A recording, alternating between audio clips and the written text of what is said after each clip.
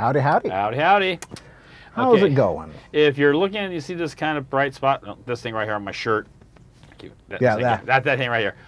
We don't have to run the AC tonight. We actually just have the window open.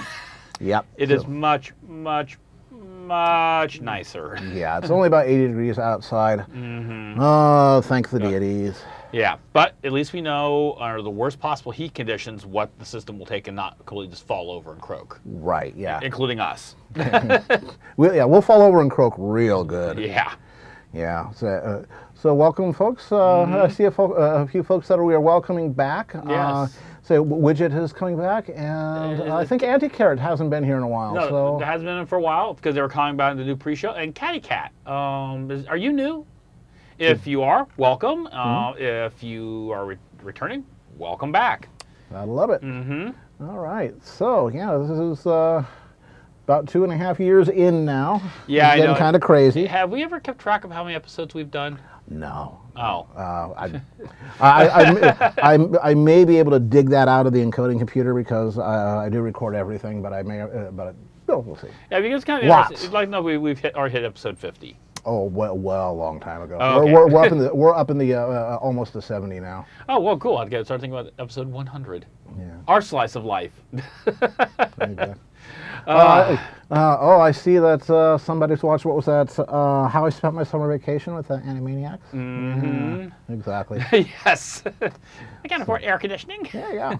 Is the camera mirror now? We move things around. So we moved things. We moved things around. About 5-6 weeks ago, I think, right about the same time we redid the intro video. Yeah. It was the big day of much moving. Okay, well, welcome, Catty. We'll say, well, what kind of high? Yeah. We're just going to get started here now with probably the important thing, and that is the lubricant for the brain. Yes. Yeah, say Baron's brain, say makes rattling sounds and puts smoke out his ears without brain lubricant. Well, I love the grinding of gears. So today's brain lubricant, is one we've done before, is the Moscow Mule. Hooray. Yes. So the nice, simple buck. Indeed. So I'll go to the push this button here. I love pushing that button. The cocktail cam. Yay. So Moscow Mule has three main ingredients. Ingredients number 1 is the vodka. So I'm going to put this right here. Nice cold vodka. Yeah, this has been in the freezer. So we'll put it right here. About that much. And then we'll throw in an ice cube too, because we're an ice cube kind of guy. We have the Moscow Mule is supposed to be cold. Yeah. You are correct, Pink. It is a lot easier to get in and out of our positions with this new setup, which is why we did it. It also frees up about 1.5 feet that way, which lets me move equipment over. We got more room. It's just generically better. Now the other thing with a Moscow Mule is ginger beer, and you want a good scoury, can clean your engine parts with it ginger beer. None of this wimpy Canada Dry stuff. You folks from down under probably recognize Bundaberg.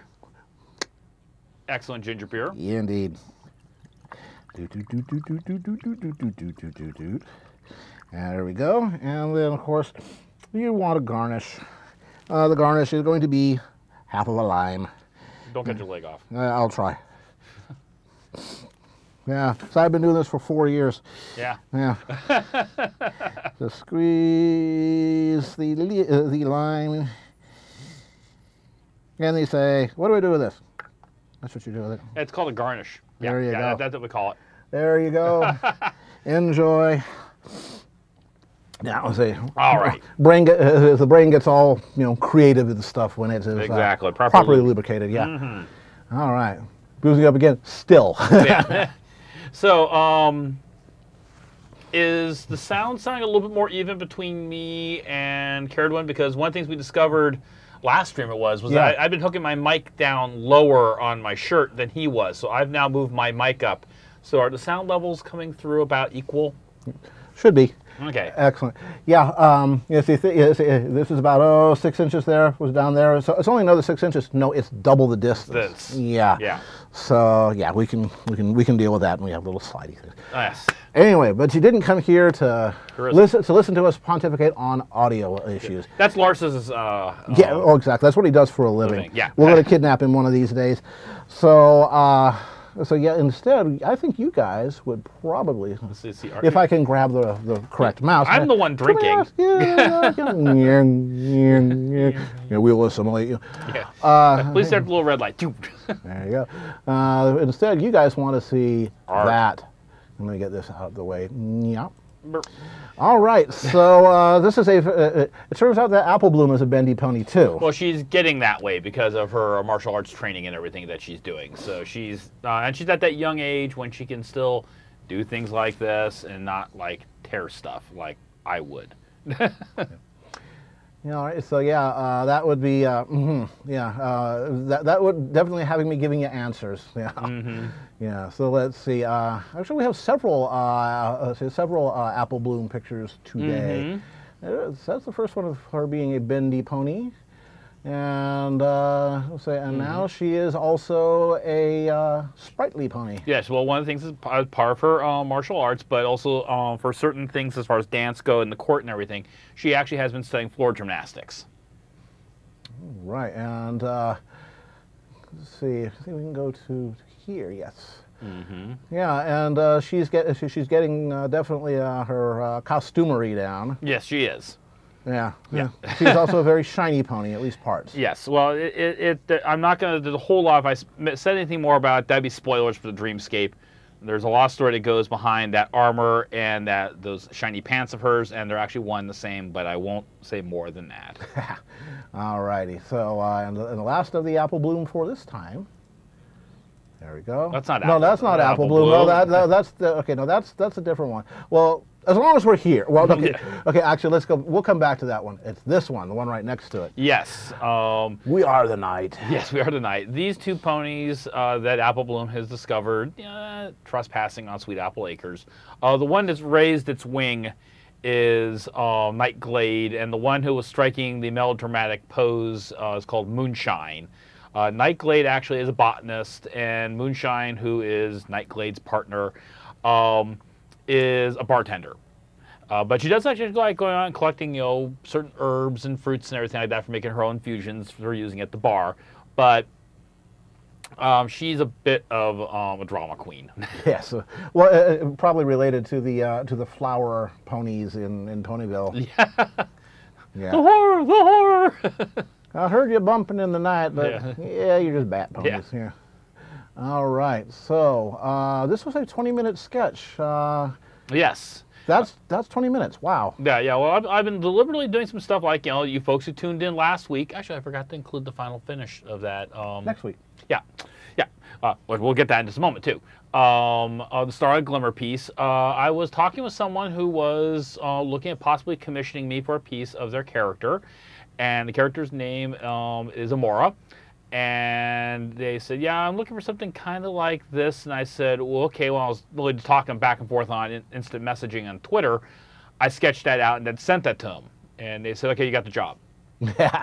Yeah. So if that's 20 minutes, oh my God. Well, I mean, if you really look at it close, I really flew fast and loose. I really simplified my line work. I really got, it's kind of scratching spots, but I broke it down to these are the things I need to do to show the client, this is what you want, and they went, yeah.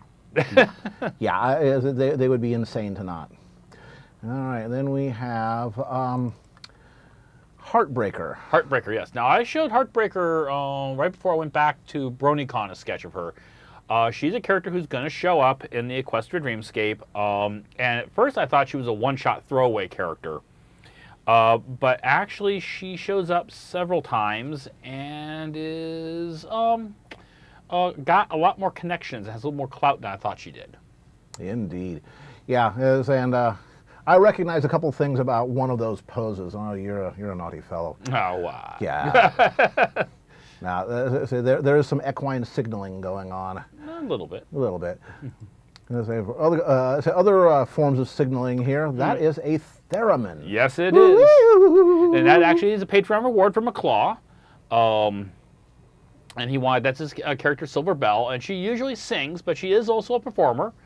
And he wanted to have her, because he thought that'd be a great instrument for ponies. You don't have to have any fingers to control it. Okay, and this would be another. I bet you that is a very specific era and unit and army and one particular year and that's for one particular person who is in the stream. That's for Mad Badger, who was actually when people got me into fandom back in 1989. His fault. And it is of a 95th rifle from the Napoleonic War era. If any of you have read Bernard Cornwell's Sharps series, then you know, or seen the PBC TV series they did about it, you probably recognize the gear. He's holding a Baker rifle. And I did that for him because, Mad Badger, you haven't been sending me requests. If you just don't send me requests, I'm going to randomly throw art at you and you're going to love it. So there. So there. Yeah. So deal. And said, who is this? That actually, okay, there's a story with that. That is Miss Kitsi, I think how you pronounce it, from an online webcomic. And you guys might remember that, well, back in like June, I actually sketched a character very similar to this on one of the streams here. Well, I got home, I took it out, I needed to finish things up a little bit on the piece, so I set aside for, okay, get to that. And the next day I was working on another picture, and I need this, so I grabbed a piece of paper and I started drawing. It was a very complicated picture, and the picture involved patina. And I got the piece done. So that looks really, really good. I'm going to slap this on the scanner bed. And I went to go put it on the scanner. I turned it upside down, flopped it down, and there was the original sketch I had done. Oh, wait, there it is. And I was like, oh, cripes, that got flipped over sometime during the day. We might want to close this blind because it's creeping up. And okay, yeah, we'll fix that in a moment. When you start drawing on. Right. Yeah. So, I went and and I realized that it would be easier for me to just draw that picture over again than it would be to try and redraw the patina picture. And besides that, I wasn't quite certain whether McClaw wanted that patina picture. So I said, well, so you need to do some custom framing work and like spin around in a little. Again, you did it on purpose for an artistic thing. Yeah, there you go. Right. All right, so now, so here's somebody happy. That's good. Thank you, Orca. Yeah. Now there's somebody happy. Yes, this is, you guys may remember some of the pictures I was putting up of this one dream I had where Patina and I basically sat kind of in the staging area and watched like this MLP Anthro movie, which was like this cross between Highlander and like the first Avengers movie and a little bit of Aliens thrown in. Well, in it, Pinky was one of the ponies that actually got caught early on when the invasion really got rolling. And they did some things to her, but the fallout of it was that whenever beings from the realm of shadows were around, Pinky could automatically detect them. And when she could detect them, she went all Pinkamena on She went Pinkamena on them, right. Yeah. And of course she had the hyper speed and all the other crazy stuff that Pinky can do in the show. But now with high explosives and firearms. Perfect. I said somebody mentioned Celestia's just trolling you right about now. Yes. Yeah. Okay, so let's get. So we got a couple of things from your dreamscape. Mm-hmm. Yeah, let's see. Let's actually start with. Well, since we already showed this one for a second. Of course, the Bat Ponies was actually from my dreamscape. Well, yeah. But this one here. This is Phoenix. The relatively indestructible Phoenix. Say her gift / curse is excessive regeneration. Mm-hmm. Yeah. Yep, along with very good teleportation, but excessive regeneration would be her thing. She doesn't worry about having an adamantium skeleton because her bones just simply grow and reheal so quickly. Yeah, she would need to be literally blown to smithereens to get rid of her. Yeah. And apparently someone broke one of her knives. Yes, in the process of her stumbling across something that was really, really messy. And now she has conveyed the information to Celestia, and Celestia is not happy. This is all connected to the royal wedding, even though what they've done is they've accidentally stumbled onto something different. Yeah. Well, investigation A leads to investigation B. But getting back to investigation A. Mm-hmm. Yes. Those two are not whom they seem. Nope, that's a couple changelings, actually. The stallion is, of course, Corporal Trotter, who's in kind of dressed in civilian clothes, and the mare is Purple Martin, who is his current handler. And one of the things about Trotter is and of course, when you work in things like he does, you have to get people who are really good at their job and have to be able to think of the big picture and be able to be flexible with their mind and have to be smart, be able to follow instructions, have commitment to do things. And that will occasionally cause, even if you try to compartmentalize information so that one person doesn't know too much, they can sometimes take the pieces of the puzzle that they do have and say, based on these pieces, I have an idea what the picture is. And in this case, Trotter has more or less figured out what the objectives have to be for the invasion of Equestria. Yeah, exactly. If you're on the ball, you're going to figure things out. Right. And he's on the ball. Right. And he's doing this whole thing where they can talk in public on the premise that he's writing a book, a kind of bad B-adventure type book. Yeah. And he was expressing his concerns because he had figured out that he had to be doing certain things. Other things had to be happening, or elsewise his whole operation was a waste of time. Yeah. And he's been kind of told indirectly, you're on to something, don't talk about this to other people. Yeah, speculation is not going to advance your career. And then we've saved the best for last. Yep, this was a commission piece that I got started actually right before BaronEngel, but my client had some things come up in their life, and I wanted to get some confirmation on a few things before I finished it. So I held off finishing it. Well, now it's done. And there it is in all its glory. It's a pre-fall Equestria piece before the war. And the Pegasus is actually the adopted son of the two zebras.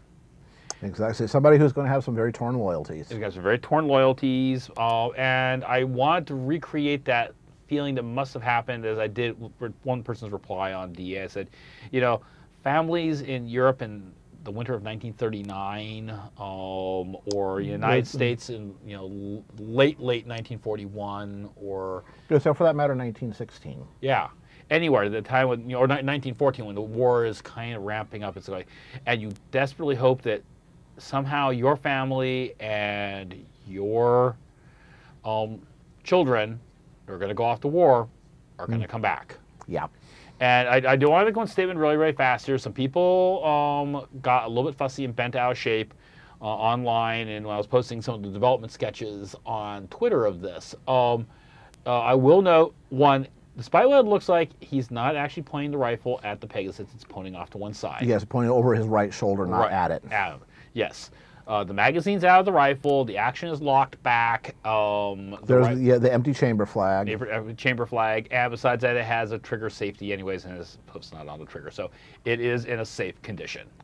Yeah, but besides military, they get a little bit. Sometimes they get a little bit fast and loose. So yeah, no nitpicky. No nitpicky. Yeah. Alrighty, so okay, so those are actually Orca. There was a very specific reason. The client wanted the rifle exactly that way because he wanted to be able to clearly see the rifle in kind of a profile. That was entirely a case of I was doing what my client who was paying the bills wanted. Yep. Do what the boss says. Yep. Exactly. Alrighty. And speaking of bosses. Speaking of bosses, let's let us do our duty, and then we'll get on to making some new other art. Bosses. Yeah. Our duty here says. We want to say thank you to University Art for sponsoring Baron by supplying art supplies and all the other good things that he needs to do what he does. University Art is a high-end framing and art supply store with offices in San Jose, Redwood City, and Sacramento. They handle museum quality framing. I get all my framing done there. They have handled original Picassos, original Rembrandts, original Nobel Prizes. They do the serious stuff. They also offer seminars, art fairs, instruction and demonstration. It really is a center for high-end art and all the things around it. So we want to say thank you to them for their support. And also for occasionally lending us some of their employees to show off what they can do. Yes. And more on that in a moment. Yes. Yeah. Even though I do want to put one thing forward right now, just so I don't forget about it. On October 14th, I'm about to turn to being a pure light. Don't worry, we're going to fix that in a moment. I'll get myself...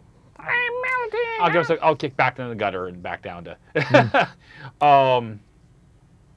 But on October 14th, if you are in the Bay Area or in the Sacramento area, they will be having their one-day sale. And on that day, everything will be at least 20% off. If it's already discounted, it'll at least be additional 10% off. And custom framing is usually 30% off. And that's significant because custom framing, like this right here, this is about $300 to get framed. Yeah. And that was 10 years ago. Right. So yeah, if you're looking for the really good framing, now's the time to do it. Yeah. So. All right. So. All right. Let's make some new pictures instead of old ones. That's right. I'm going to be doing some Patreon reward stuff tonight. Indeed. So who are you going to do first here? Well, I figured I was going to first off do Rebel Squirrel because he sent me a. Wink. Yeah, I've been overawed by Celestia for quite some time. Yep. And saying while he's getting set up, I'm going to go pull the curtains. Yes. We're going to shift this down here a little bit here. Yeah, you can do all those rarity hoof shadow puppets like she was doing in that one episode. Yeah, incredibly detailed shadow puppet. Yes. Hey, Larsis. Hello, hello. Yes, and oh, by the way, no spoilers. We have not seen. We have not seen today's episode, and there's our folks who have not seen today's episode. All right, there we go. Alrighty, so this is gonna be kind of interesting because I'm doing Rebel. Thank you, Prowl. I have changed my glasses.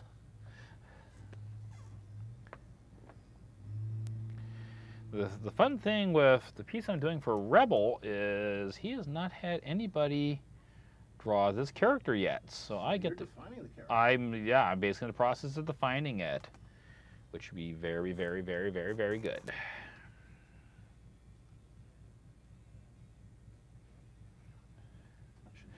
I cannot even remember the character's name, Rebel, so I'm going to leave it up to you to put that in the comments because it was one of those very long Russian names. Yeah, as, I am told by the multiple Australians that I work with and for, I work for an Australian company, that Outback is about as Australian as Taco Bell is Mexican. Which is to say, not really. It may still taste good, but it's not. Right. Yeah. The other thing is like all of their slang that they use is like 1930s slang. So when they talk about hey there, bloomin' onion. Well, hey, it's bonza. That would be like us saying that hey, that's that burger's really Jake, Daddy-o. Yeah. Yeah. Yeah. It was great fun when we were back for BaronEngel. One of the Liz who sat at the table, she actually was from Australia, and we had dinner at Outback specifically so that she could read everything on the menu. Nice. It was hilarious too. Yeah. One of our friends, Chris, who's from Melbourne, when we went to Outback, he's got the Melbourne accent. And the waitress was actually kind of annoyed because she thought that he was doing it as a put-on. He's like, no, really, I'm from Melbourne. Yeah, pulled out his Australian ID. See, I'm not trolling you. She said, oh, okay. Hi, it's truth. I almost spilled my drink. Yeah. Now, our former CEO at the company I work for, he's the Steve Irwin, enthusiastic type of Australian. Makes everything sound great, and which means he's just the kind of guy you want up on the stage, when it comes time to hawk the product, because he'll make a believer out of you. Mm-hmm. He has that enthusiasm that. Well, the contagious enthusiasm. Exactly. That's what you want even more is contagious enthusiasm. Yeah, and thank you very much, Larsis. Larsis says that the sound is just right. Excellent. Well, we played with some mic locations, and that seems to have helped. Yeah, I've also got just a little bit of compression going on both of the mics. Yeah. Yeah, Nozumi, actually, our CEO, okay, this is a true story, every word of it. When I first... You believe it because it was told by a Texan. You got it. Now, back when I first got to the company I'm at right now, I worked for a guy named Josh, who was a really cool guy. But he was opening up a package from Amazon one day, and he was using one of the Leatherman tools. And somebody else, they expressed admiration for the Leatherman tools. Said, hey, Josh, that's a pretty nice knife.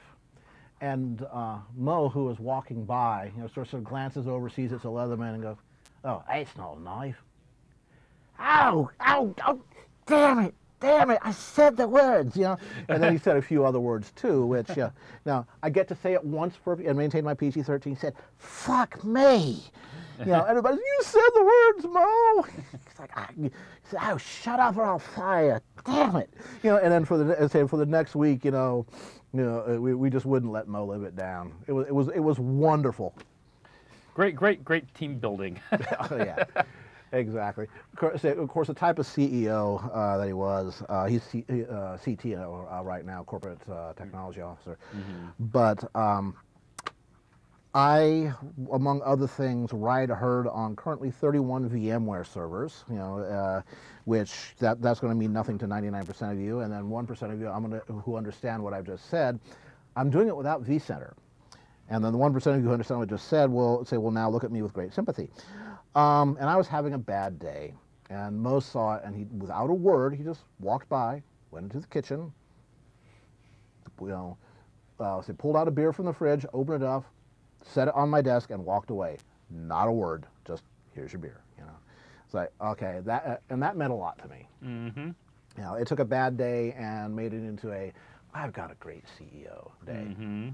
Yeah, current CEO, not so much, but yeah, it was a good day. Nope. Nope. Nope. Oh, okay. Oh, there we go. We are getting phrases. Okay, we may actually be having a network problem. Uh-oh. I see a little flashing red light. Oh, blimey. Okay. All right, I also need to adjust the white balance on the camera. Give me a moment here, folks. We're on it. Yep. Can you still hear me? Yeah. Of course, it may be nothing that we can do on our end. But we are checking things out. Yep. Because that's what we do. All right, I also need to adjust the overhead camera.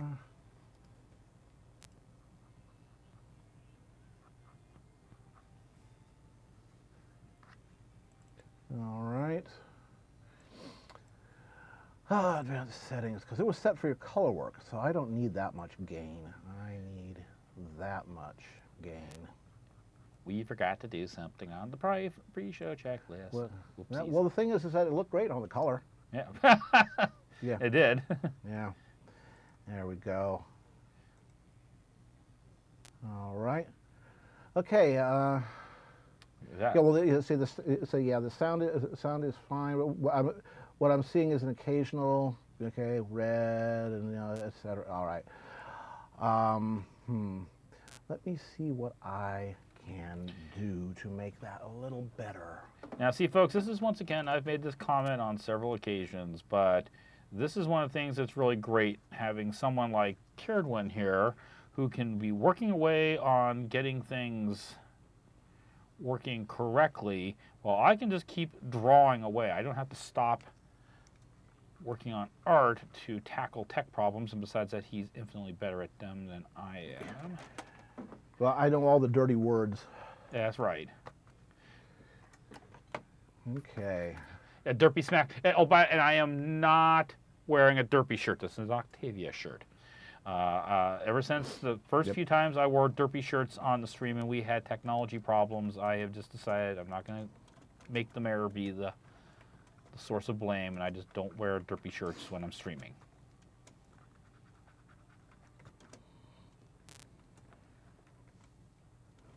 Yeah.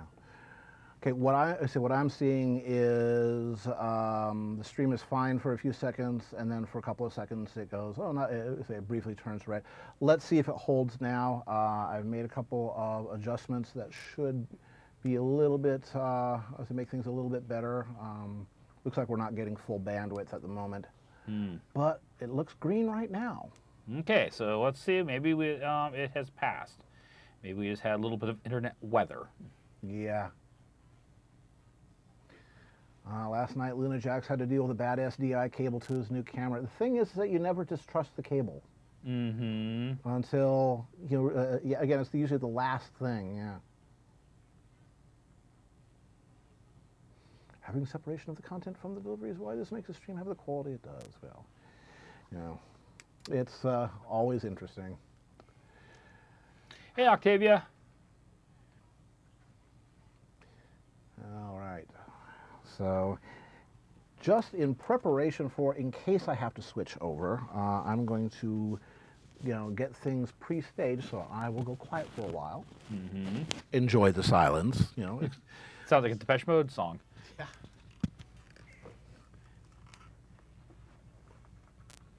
All right, so I will just sit here and I will make yakety yak noises.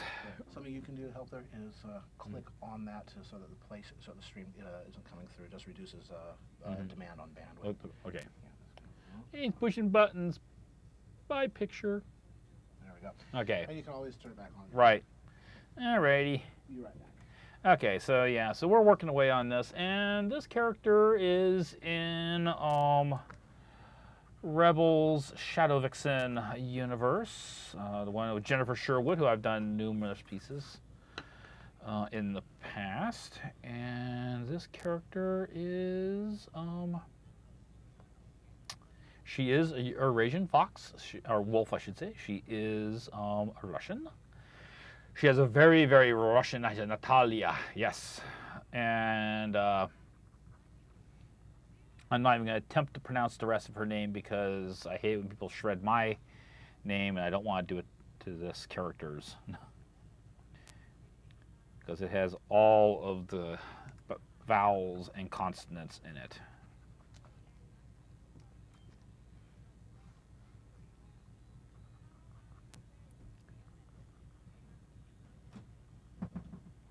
All right.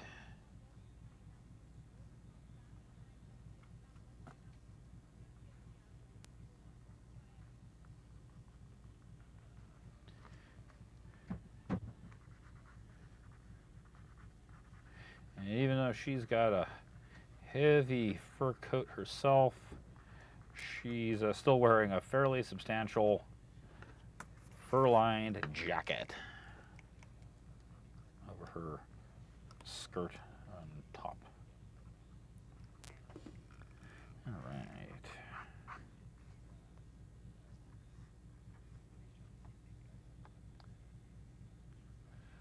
Okay. Don't think anyone else is. Okay, if it turns out that we have to switch over, I will let you folks know in the chat comments. I know we'll be back up in about 2 minutes, but for right now, it's working great. Let's hope that was a one-time net burp. Burp. Burp. The great Wackaroti. Excuse me. Excuse me. Yeah, but that is a good-looking character there. Nice clothing. Yes. Well, Rebel did send me the images are kind of small, but the photography is good enough that I can enlarge it and get the detail I need. And it's this fascinating, semi-historical Russian outfit she's wearing. A proper outfit to be worn by Tsarinas and others of the Arctic Wolf and Arctic Fox persuasion. Yeah, and she is a character of some importance. She's not necessarily the nicest person in the world. I don't want to give away too much because I don't know. Well, if you're anywhere near Russian nobility, you either are not the nicest person in the world or you're buried in the permafrost. Yeah. Yeah. Whereas people talk about Machiavellian courts, but in Venice, Italy, and places like that, but they're giving away nothing to the old Russian imperial courts. Nope. You know, I mean, any court like that is quite often filled with its intrigue. Oh yeah, yeah. But say the Russian courts. I mean, yeah, everybody of course has heard about Rasputin, but but he was just one of many. Yeah. Indy Neidel's The Great War has been very fascinating going through and talking about some of the various adventures. Yeah, so I'll keep a close eye there on that little green square. Stay green. Yes. Everybody think green thoughts. It's not easy being green. Yeah. Rasputin. Yeah, that's right. There's that Rasputin song that was so popular a couple of years ago. Russia's greatest love machine. That's the one. Yeah. Rasputin. Yeah. But now it's actually kind of funny way. One of my favorite authors, he's a fantasy author, but his personal politics, you know, he's very socialist, you know, adamantly so. I mean, you know, he comes from a family that was almost wiped out by Stalin, you know, but he is a Trotskyist, which is a particular flavor of socialism, you know, and like most political systems, it would work perfectly if people were angels. If people were angels, any system would work. Right, but yeah, there can be no pure systems. Anything that ends in an ism, you cannot you cannot take a full dose because otherwise it's fatal. Yep. You have to cut it with vodka. Yeah, exactly. Yeah. Speaking of which. Yep, there you go. I am so surprised that what Starlight Glimmer was doing before she was reformed was not referred to as Trotskyism, because it's the same sort of thing. You know, everybody will be, you know, held to equal blah blah blah blah. Well, I mean, besides that, ponies trot. Yeah. You know, so she was a Trotsky. Yeah, again, you know, it takes a moment to sink in, but it's such an obvious pun. Larson, you missed the moment. He did. Yeah.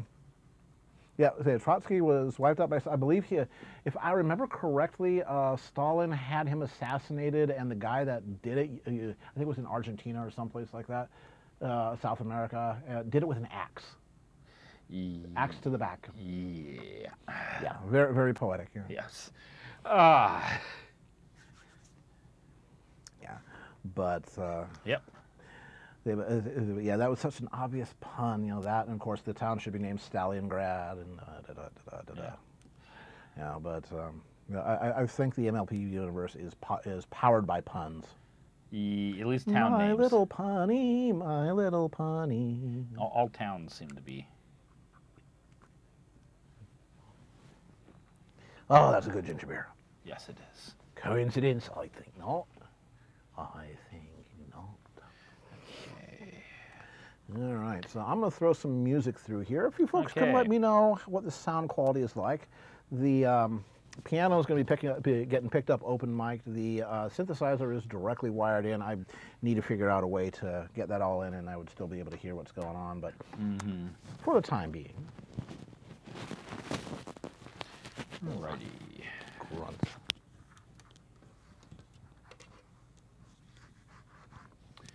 Okay, I got a little more time than I thought I did. I always keep on thinking I have less time.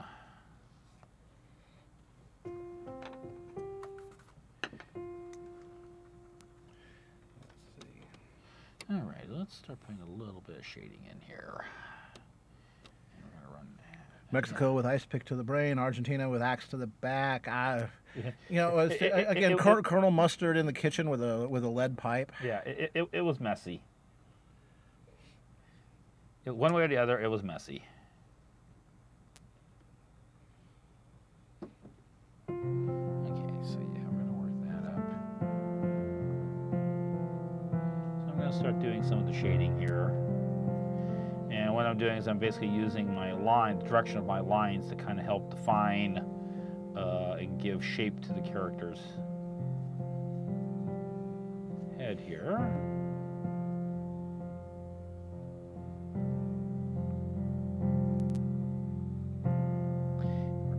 The area around the eyes completely white, because then she'll look too much like just like a husky. I want to look more like a wolf.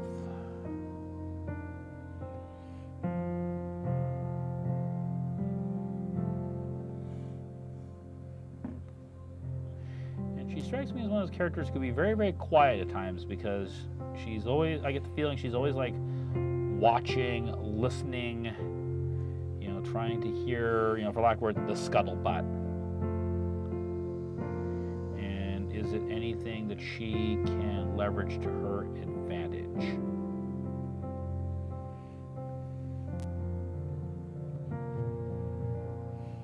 See you in a bit, Colonel. Be safe.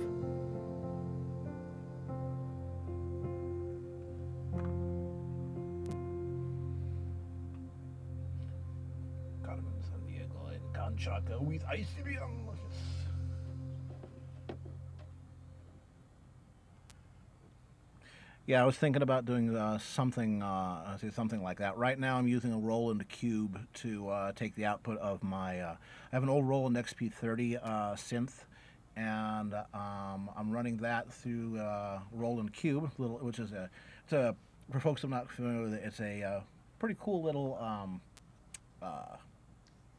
portable amp and, you know, rudimentary mixer, that kind of thing. And then from there into my main mixing board. The piano, if I did that, I could certainly do that, but then I wouldn't be able to hear it. I need to be able to hear what I'm doing. So basically what I need is a monitor speaker system. But then it gets picked up by the microphones as well as being, you know, fed directly in. So I'll solve all that. This is a pain in the butt. I have done some modes before. Actually, there's one character from my Angel and Knight universe, Andrew Snow, who's a Samoyed. Or as Copper Cheater knows him about is Snowball, his nickname. Let's see.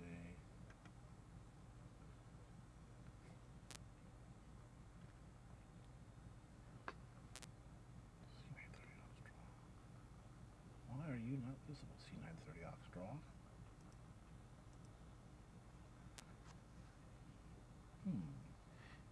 Now I am puzzled. You have a thoughtful sound. I have a thoughtful because it says that the camera should be there. I'm going to push a button for a brief second, folks. He's pushing buttons. It's there. Good. Hi. And I push that button back over here. And that camera, all right. It probably got moved off the screen. So I will say transform. Center on screen and okay. I am not sure why it's doing that, but I'm not going to worry about it. It's not anything really critical. No, it's just the keyboard cam. In the meantime, keyboard cam is being odd. Yep.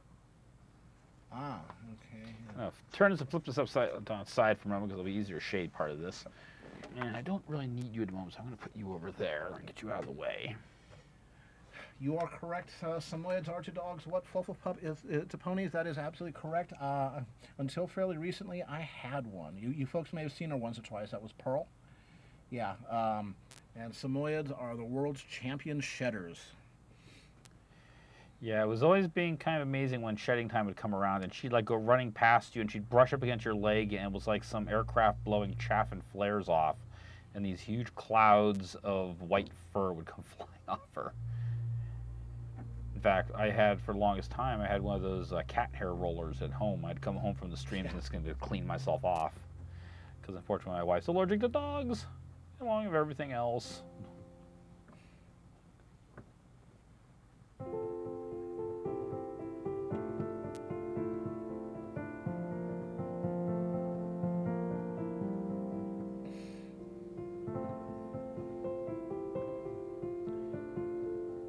Lars says, if you're ever in the Bay Area, we would love to have you drop by, you know, buy you dinner, buy you some drinks, then throw you in this room. Damn right. And say, what the hell are you doing wrong? Totally welcome. There we go. Now the name of our game is doing as much as possible on a relatively limited budget. We've got some okay gear here, and looking at some upgrades in the future. But But with sound, it's all about learning. Yep. But I think the compression is helping. I've got the little compression lights occasionally flashing, which means it's just about right. You don't want it going all the time, if I remember correctly. No, because then it would sound funny. Yeah. Just enough to take some of the bite out. Yep. Yeah. All right. Yeah, you can always hear the art teacher screaming at turning the page sideways. But why do you think animators have discs on their tables? Yeah, Damn right. I've never understood that, because when I was in art school, we were taught to rotate the picture in the direction we had to get the job done. It was entirely. Yeah. Well, you have better motor control in one axis that basically runs across the basically side to side than you do forwards and say forwards and backwards. So if you and you can make much better broad strokes again side to side than forward back. Yeah. Here's a little drawing tip, guys. If you're looking at a picture and everything seems like it's all right, but it just doesn't feel correct, turn the picture upside down, look at it. Because when you do that, you stop looking at it so much as, okay, it's a figure, and this is how the character looks, and you start looking at it as shapes. You can take it even one step further by taking the picture into like the bathroom, or if you have a mirror by your studio, or in case you're doing digital, just mirror flip the picture. Yeah. And you can quite often spot, go, wait a minute, oh, that's because that one side of the head looks kind of weird. I can't see it when it's normally, but when I flip it, I can spot the mistake. So right. The Betty Edwards drawing on the right side of the brain techniques. Yeah, so when I was in art school, we used to do that trick all the time. So when I hear people say, my instructor says never turn the picture upside down or turn it outside, it's like, do what you have to do to get the result. That's what you're getting. What you're trying to do is results. This isn't some Olympic sport where you're being judged on some kind of abstract execution. You have to abide by some kind of artificial laws that have been set by people who just decide that's how they want things to be.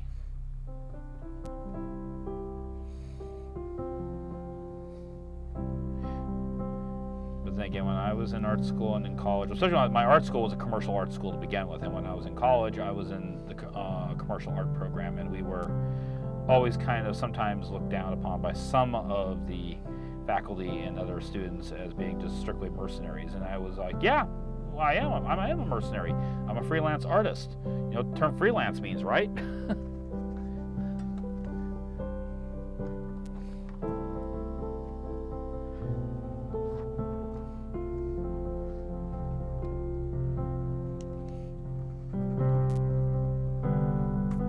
No diving into damp pans for me, Mad Badger.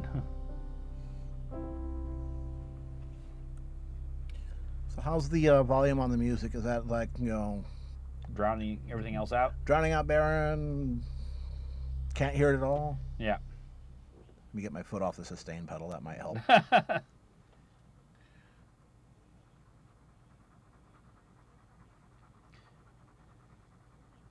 We're getting old man stories. Yeah. Now old man stories. All right, an old man's story. How about I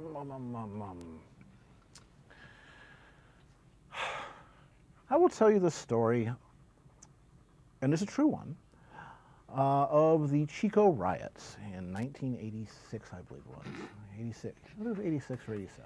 Man, that was an overblown term. Yeah.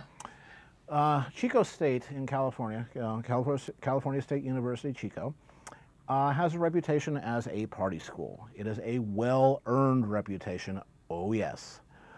That reputation comes from the fact that it's this little town in Northern California that is surrounded by almond orchards, olives, and rice fields, and there is not a damn other thing to do in town except drink. It's a hard drinking town. You major in computer science, you minor in drinking. Sometimes the other way around. It's the home of Sierra Nevada beer, by the way. Yes.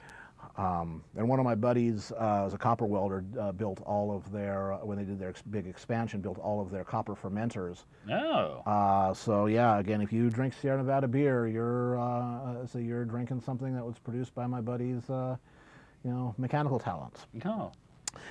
So We have. Let me give you a little backstory about Chico and the tensions between the students and the Residents? yeah, the town fathers.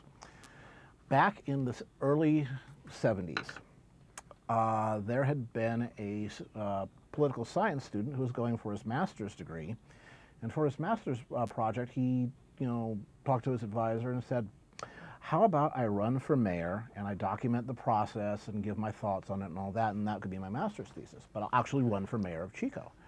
And the guy said, "Sure, why not? I mean, this is about as hands-on as you get, and that's what we like with master's degrees, So he started, he went and registered to get elected, and, the whole bit. And then he realized something. All of the student housing in Chico is inside city limits.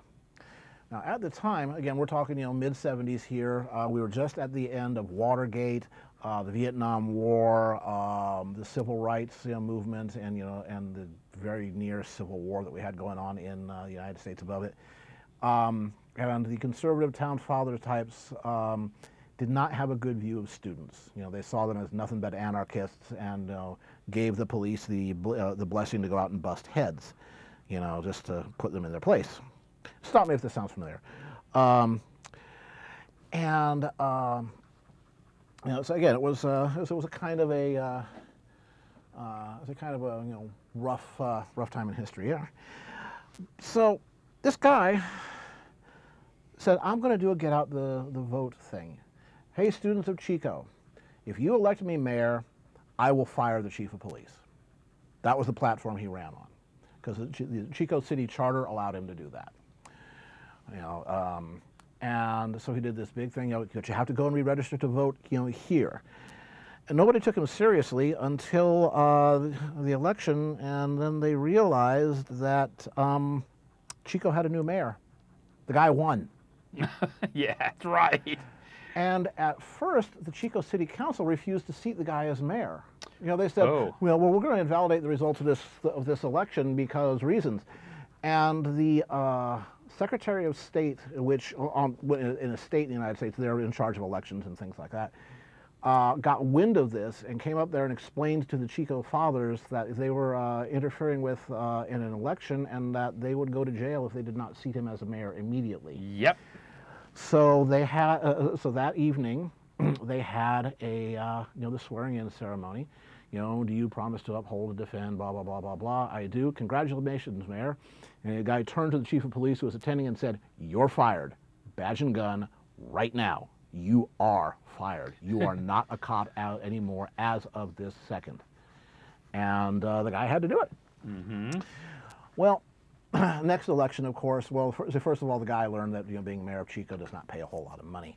But you wrote a heck of a thesis, though. Yeah, exactly. He got his master's degree, and he was just going to move on. And of course, the Chico City fathers, said, "We're going to do our own get out the vote, thing, to take our town back," and they did. And reinstated the guy named John Bullerjean. What a name! It was the chief of police there. So fast forward now to the mid '80s. Every week, Chico has every week for 1 week every year, Chico has Pioneer Week, which is it coincides roughly with spring break, and there's a lot of partying, et cetera, et cetera, et cetera, more so than normal. And so what happened was. Chico had just, and the parties, Chico parties tend to get big. There's not like, 100 little parties with like 10 or 20 people each. One party tends to turn into the big party every weekend. It gets the critical mass. Yeah, exactly. You can't predict which one it is. You can't force it to happen.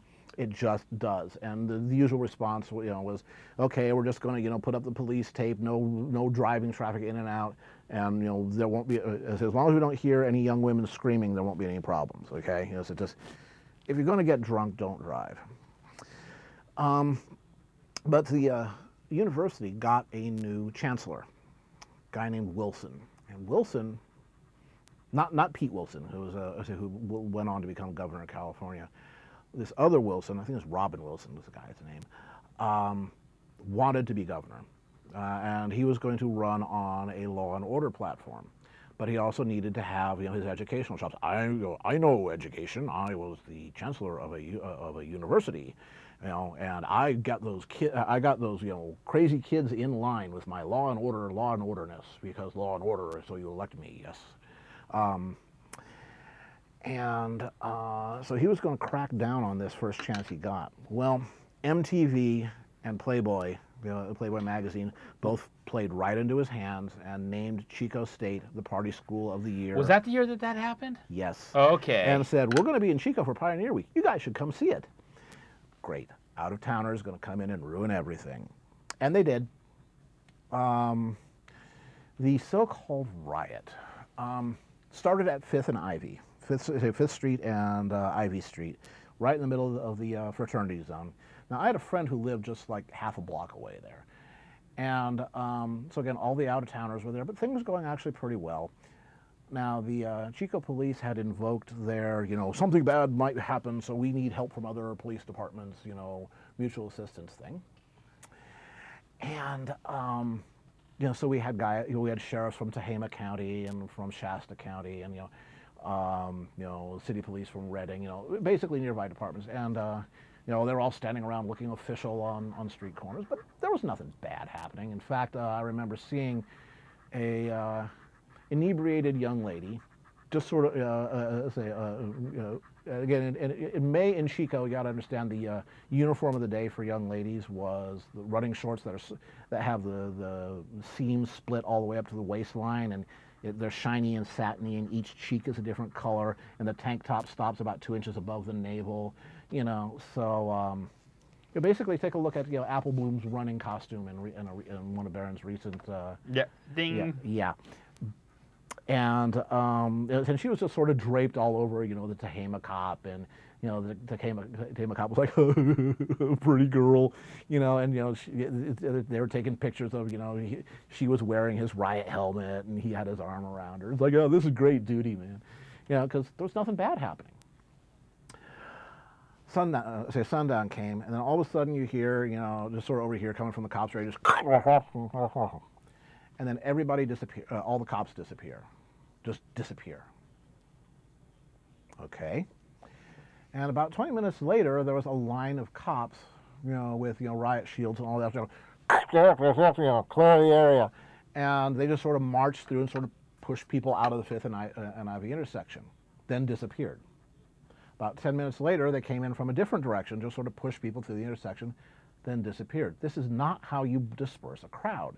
If you're going to disperse a crowd, you disperse them. You don't just shove them around and then disappear, because all you're going to do is make them mad. Well, the third time they did this, somebody got mad and hucked a beer bottle through a plate glass window of the laundromat that's at 5th and Ivy. There is something about the sound of breaking plate glass that goes to the very core of the human psyche and just says, it's party time, all bets are off. And so everybody's, off we go. And it was almost break time, by the way. Yeah, yes, that's why I'm very happy. I'm going to get this just done in time. Yep. So we'll finish the old man's story, then we'll go to break. Yes. So they say somebody, they dragged the couch out of the laundromat and set it on fire in the middle of the intersection. And again, my buddy lived half a block away. I had seen that couch. It needed to be burned. Trust me. It was pretty nasty. And then, here's our chance now. Okay, arrest, and basically, shut everything down. So again, that's a pretty lame excuse for a riot. Burning a couch. I mean, nobody was like attacking anybody else. They were just mad at being, and no business is actually really, except for the couch in the window. Right. Yeah. So basic. Yeah, exactly. So so basically, this was exactly the excuse needed. Now, you would say this is a coincidence, except for one fact. The job that Robin Wilson, chancellor of Chico State University, had immediately before he had been chancellor, was director of covert operations, Eastern European Theater, Central Intelligence Agency. He participated in setting the seeds for the Solidarity movement, which was real riots. That eventually, when the Berlin Wall came down, it was all part of that independence from Soviet Union thing and the breakup of the Warsaw Pact. So he knew how to trigger riots. Yeah. That was his job. Yeah. So yeah, and he got what he wanted, but he did not get the gubernatorial nomination. That went to George Duke Mason, who eventually went on to become governor of California. Yep. All right. So there's my old man story about the Chico riots and how lame they were. And right in time for a break, because I just finished this picture. All right. So yeah, I'm going to zoom out the camera just a little bit here because we have a request to do that. That was a good-looking picture, sir. I'm getting better at this drawing thing. Yeah, okay, so let's see. Actually, that's wrong camera. That's the 930 control panel.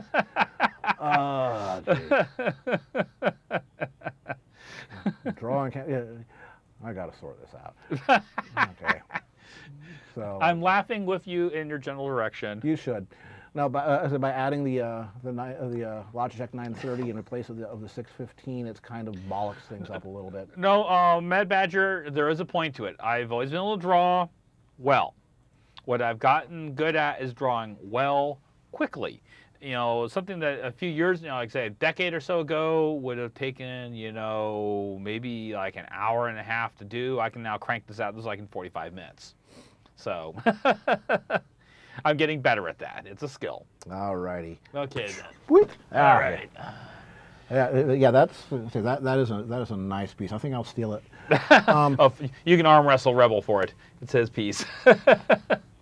All right. Well, we're going to take a 5-minute break to give you guys a chance to go be biological, freshen your drinks, do your stretches. Baron, do your stretches. Yes. And so we will see you. Hi, Foxfire. All right. So we will see you guys in 5. See you.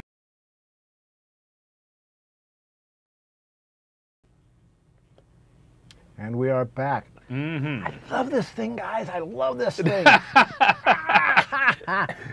Elgato Stream Deck. Woo! And it looks like a little teeny tiny thing, but it's actually really solidly built too. Yeah, it's nice and chunky. It will survive gamer nerd rage. Mm-hmm. So yeah. We took it down about 6 dBs. Yeah. So that's yes, and that's easy enough to do. I mean, it's just a slider. Done. I think someone's asking about what that is. That is an Elgato Stream Deck. What it is, let me get your thing right here. What this does is it controls OBS, which is Open Broadcast Software, which is the software that we use.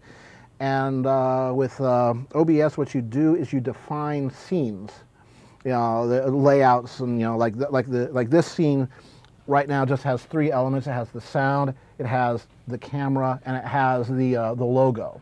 Mm-hmm. And then when we switch to Baron's drawing cam, that's got his face cam, the overhead cam, a different logo, and sometimes other cameras say turned on. What this does is it automates all the switch stuff that I normally have to reach for the mouse and click on the user interface. It talks directly to the software. It's not just like a keyboard macro or anything silly like that. And the other nice thing is that I don't know if you can see it. If you can look, you see. There we go. Like that one says cocktail.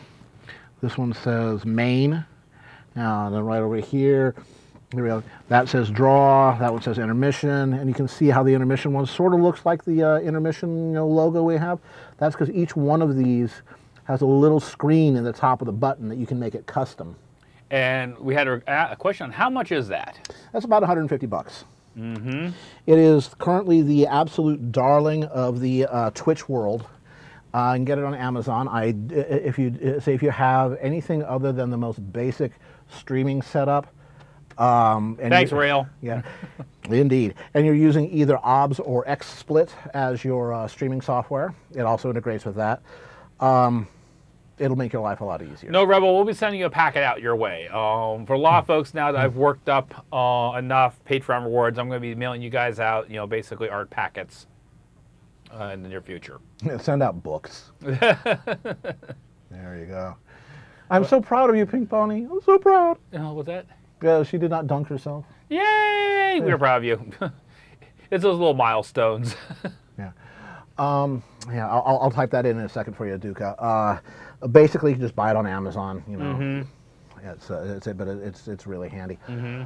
All right, folks. For whom are you drawing to this? Well, I think what I'm going to do is I'm going to do one of Goldfur's. Okay, fine. Because Goldfur did make a point. I have a lineup of characters I need to actually draw of his. You haven't told me what you want. I want it all. Yeah, you want it all. Yeah. Why does it sound like a song? I want it all, and I want it now. Okay, so first off, we need to get this piece off the board and get a new piece of paper down. All right, and see here, watch this trick, And I go right here, and I go, and I say, boop. Wasn't that cool? Yeah. Yep. It seems like it's not a big deal, but it means that it's much. It just streamlines the process. Right. And again, it's right handy. Much less chance of me clicking on the wrong thing. You know, because the user interface in OBS is kind of twitchy. And besides that, anything you can do just reduce some of the friction. Yeah. Thank you, Cat's Paw. That's the exact product. And again, you can get that on Amazon for about $150. Totally worth it. So while you're doing that, guess what I'm going to do? And I'm going to pull out a piece of paper, and I'm going to check both sides. I'm not going to use that one. That's actually a junked piece of paper. That's one of these I'm just putting in here because it's kind of a buffer. But make sure that there's no other drawings on the other side. Like, oh, crap. Oops. Yeah, oopsie. So while you're doing that, I'm going to talk a little bit, very briefly, about doing our every hour duty for University Art. Duty. Yeah, duty. University Art is a high-end art supplies and framing store with branches in Redwood City, San Jose, and Sacramento, California.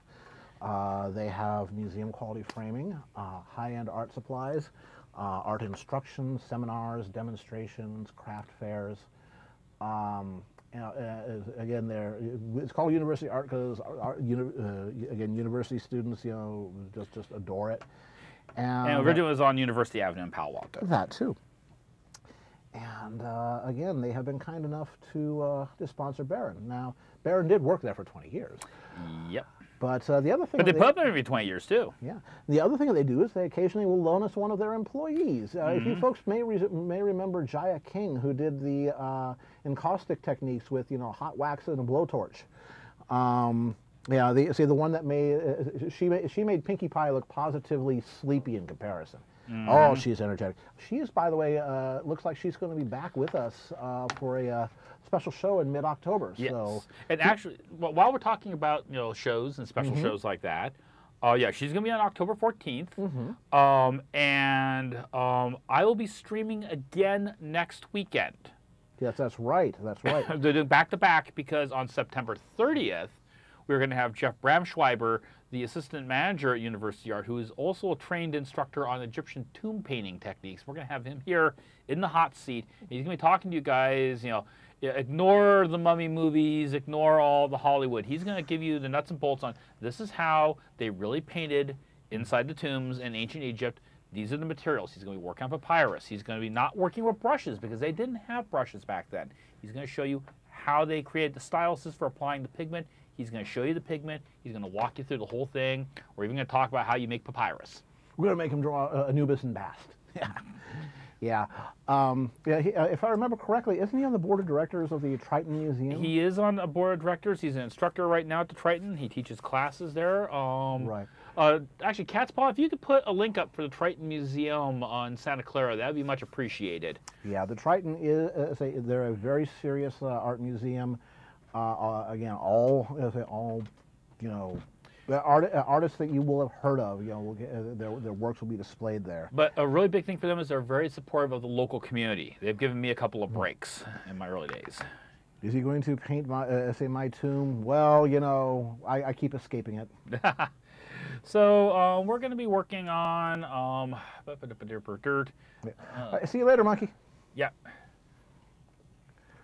Glad you could make it tonight. Yeah. So, again, we'll just say thank you to University of Art, and Jeff and Mike may be watching. Hi, Jeff. Hi, Mike. Yes. And we'll see. We will certainly be seeing Jeff in about 2 weeks. Now, one of the things I'm doing here for this is kind of a lineup of all these characters. So he wants to be able to put them all together at some point and combine them into one finished piece and get them digitally colored and all that kind of stuff, and yada, yada, yada, yada, yada. And I had a piece of equipment here, and it appears to have wandered off this table. Which equipment is that? That'd be a ruler. Mm. I had a ruler on this table, and that ruler is no longer here with us. And I can fudge in a pinch. Arfamo. Oh, there it is, there it is. I found it. Take us to your ruler. Yes, take me to your ruler. I've all been kind of drawing a ground plane here to kind of give me a line here. We got some characters going to be sitting and some characters going to be standing. And I want to set it up so when the digital coloring gets done, there's a minimal amount of scaling of the characters has to be done. So I'm trying to do them all at 1-to-1 scale. And of course, the main big character in it is a dragon by the name of Cinder. So I want to keep that kind of in mind. Actually, I've not done Rose Claw as part of this lineup yet. That's something I need to do. At least I believe Rose Claw is part. Okay, Goldfur, correct me if I'm wrong about that, but I believe Rose Claw is going to be part of this, you know, kind of Avengers. That is an interesting thing happening on your. So, interesting reference you have. It looks like an animated GIF. It is. Yeah. It is. It is not my iPad having an epileptic seizure. No, just inducing them. Of which this has been an amazing tool. What, the iPad? Yes. Yeah, oh yeah. It is great for. Okay, can do, modifier, can do. Let's see. Properties. Yeah, so since I have my stream camera off, so I can't really see if I'm on target. Stay on target. Yep. Not to worry, I will take care of that. All right, how about we say that? No Rose Claw in there, similar character. Okay, that's right. Actually, at some point, you may want to send me a new. I may have lost that email that has all the lineup of everybody who's supposed to be.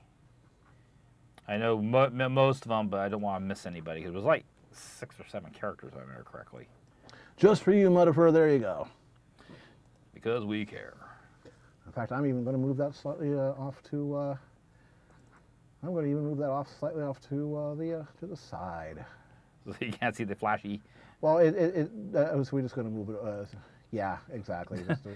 just to turn off the epilepsy cam. You got it. This is really exciting if you're looking at it on like my Cintiq or something like that. 27-inch Cintiq, and this thing's running at full screen size. Did Baron do his glasses? Yes, I did. Very good. Thank you, Pro.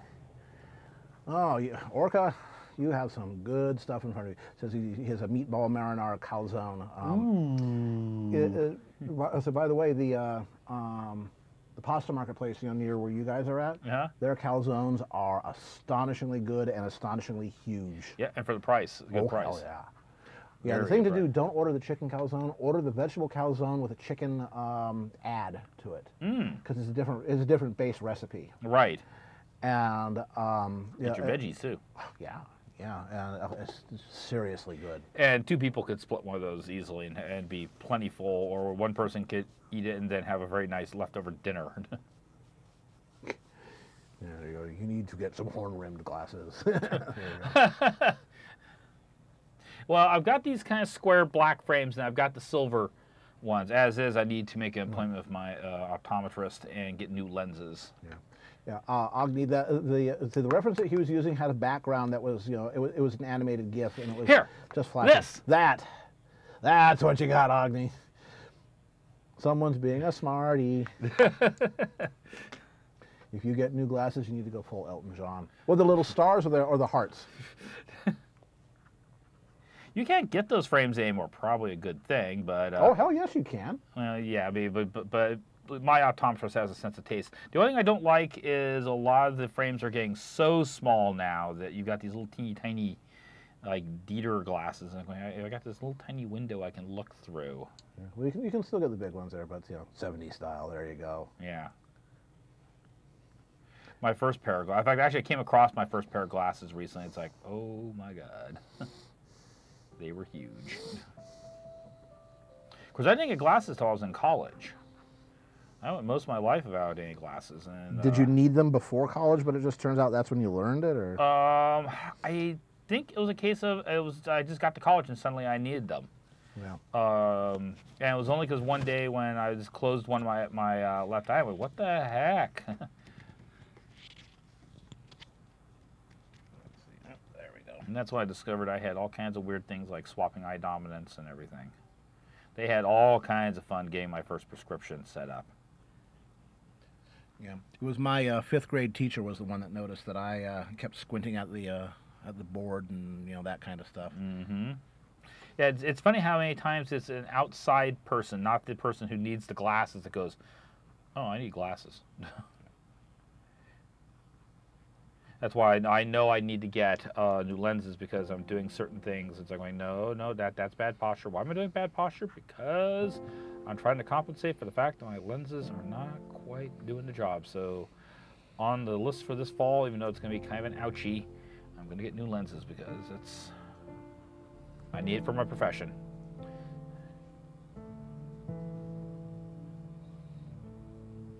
we go.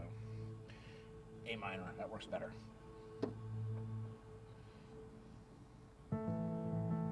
Weren't you saying that Pony is in the key of C? I've noticed that most My Little Pony songs, the official songs, are in the key of D. D. I mean, the main title song and the vast majority of the songs in the musical, the musical episodes, it's in the key of D, and I suspect that's because that's where all of the singers' vocal ranges overlap. Mm-hmm. But yeah, Daniel Ingram likes to work in the key of D. Yep. Of which I will be seeing the movie basically right around my birthday. That's going to be kind of my birthday gift to me, is I'm going to see the Pony movie.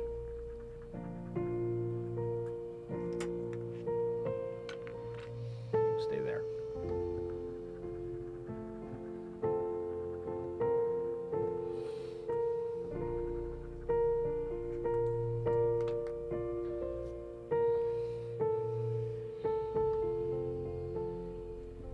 The key of Derpy.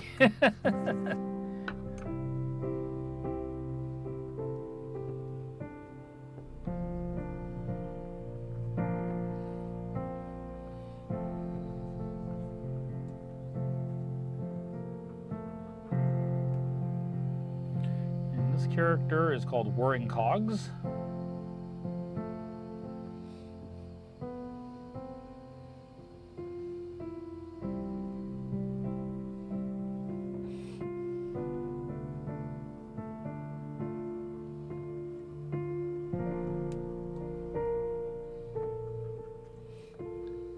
Well, thank you, Rebel.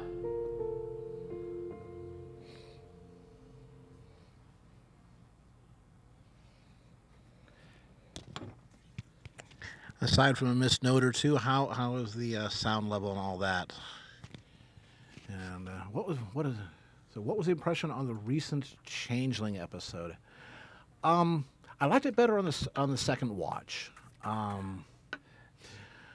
Again, I think they did a couple of things, with just randomly attacking, oh, I don't like this pretty, this, that, and the other thing, and so I'm going to attack the rock. That just seemed kind of silly.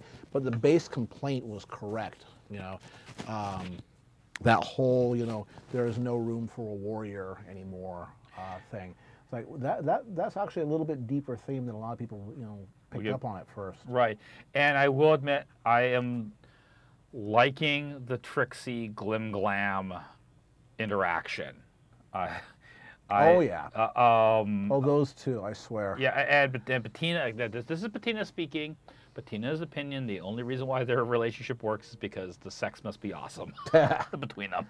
Well, it's angry sex. Yes. Angry sex. Oh, really? I'll take that. Ooh, and Yeah, that. Ooh, and that. Ooh, yeah, that'll teach you. Oh, I'm not learning my lesson. That's her opinion. Is the sex must be absolutely mind blowing. Agni says his first pair of glasses was birth control set thicker than a Sequoia. Yeah, yeah, in the U.S. they're called Army birth control devices. I was lucky that when I had to get glasses, by the time that day came around, they already had polycarbonate lenses and progressive bifocals. Yeah. So I got to basically just short circuit a whole lot of that stuff. But yeah, that's Bettina's opinion. The sex must be mind blowing between those two. Yeah. So my first glasses were these giant '70s disco pants and haircuts thing. The Roddy McDowell giant glasses. Well, they were the fashion then. And of course, they were relatively indestructible, kid-proof too. Yeah, not so indestructible. Trust me. Oh well, kids can always find a way to break things. I thought it was very amusing years ago when the U.S. Army was testing out a navigation portable system, and they decided to test it by disguising it as a puzzle game that you could go out and find things in the field, kind of like a really, really super primitive Pokemon Go. And they gave it to a bunch of elementary school kids for about a year to play with. And they figured if it could survive a bunch of elementary school kids, it probably could survive GIs. Yeah. And they were right. Well, so goes the joke. You could take you could take a soldier and give him 2 8-pound solid steel balls, in a locked room with nothing else there. He can come back 5 minutes later. He will have lost one and broken the other. Well, that's me too. I just found out a way to make it pay. We call it quality assurance. Yes, disco pants and haircuts. New Oldsmobiles are in early this year. Indeed. You got it. Oh, I get the reference.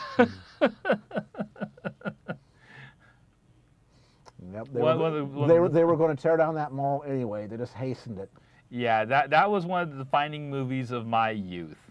In fact, that was the first movie I watched on cable TV. Back before cable really was a common thing, there was a cable service in Los Angeles called On TV. And it was kind of like how it used to be back in the 1950s when the first person on the block got a TV, and everyone would show up to watch TV on that person's TV set. Well, when my friends' parents got cable TV, everyone wanted to come over and watch cable TV, and I watched the Blues Brothers.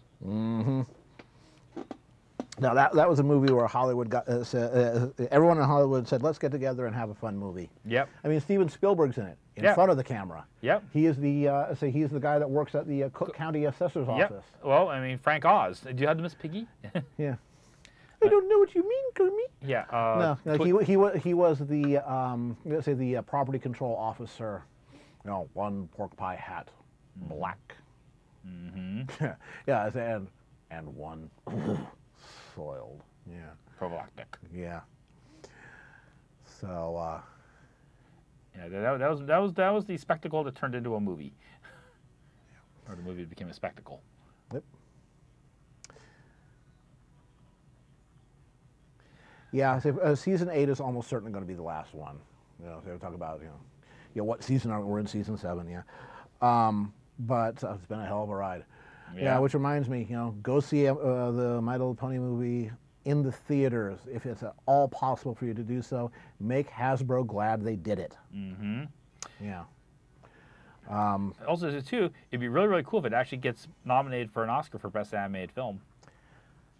We'll see. We'll see. I mean, you're going up if you're going up against. There's no Disney movies out this year. Is there a Pixar movie? No.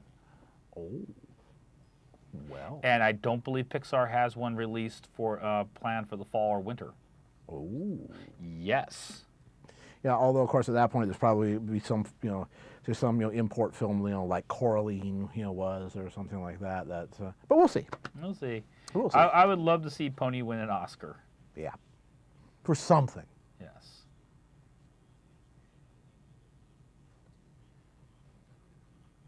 It may have been a remodel instead of a tear down, but on that one mall. Yeah. Now, of course, the fun thing is that the all those Chicago police cars and police officers you saw in Blues Brothers were Chicago police cars and police officers. Because the studio paid to replace their motor fleet. Yeah. Again, they said, "Can we wreck a bunch of your cop cars?" What? I said, "We'll buy you new ones." Yep. Oh well, we need to do that anyway. And we'll hire a bunch of your cops to be extras. Yep. Sure, why not? Yeah, I believe the SWAT team, and it was actually Cook County. Hup. Yeah, Yes. that was yeah.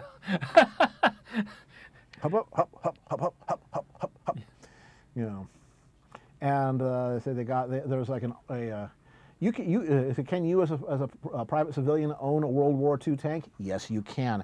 There's actually some guy right up the peninsula here who has, he's Mr. Richie Rich. And Not anymore. Oh, that's right. He's selling the collection because I was so bummed because one of the things he used to offer you could buy, and we never could scrape up the money for James, was you could buy rides in the tanks, and we wanted to get James a ride in a Panzerkampfwagen 4 just because he is a ginormous advanced squad leader geek.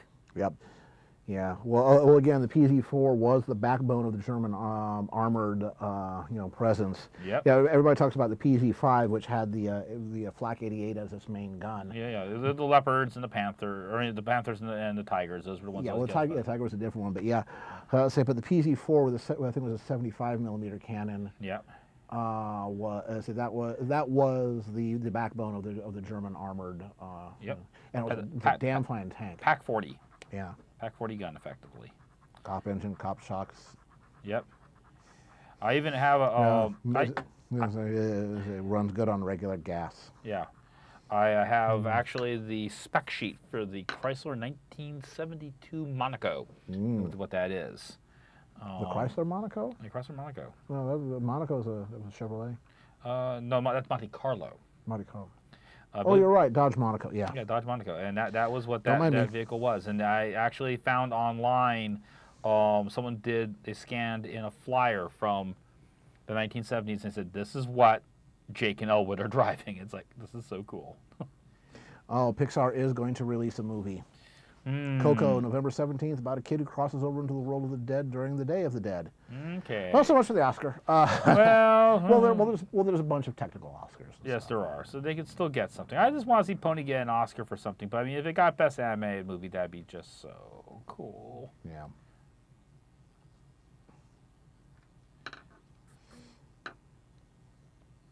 Especially because Megan's doing the screenplay. Sakana, I think the PZ-5 had the Flak 88. No. Or was that just a Tiger? No, that was just a Tiger. Just Tiger. The Panther had the 75. Okay. It had the 75. I call you on that one. It had the 75. Now, it was an awesome piece of artillery, and it would make holes in almost anything the Allies could throw at it, except maybe all but the heaviest of Soviet. Yeah. But yeah, that was a 75 millimeter, and they actually made a mod of that for a short while after World War II. I think the Czechs used it. I was like, hey, it works.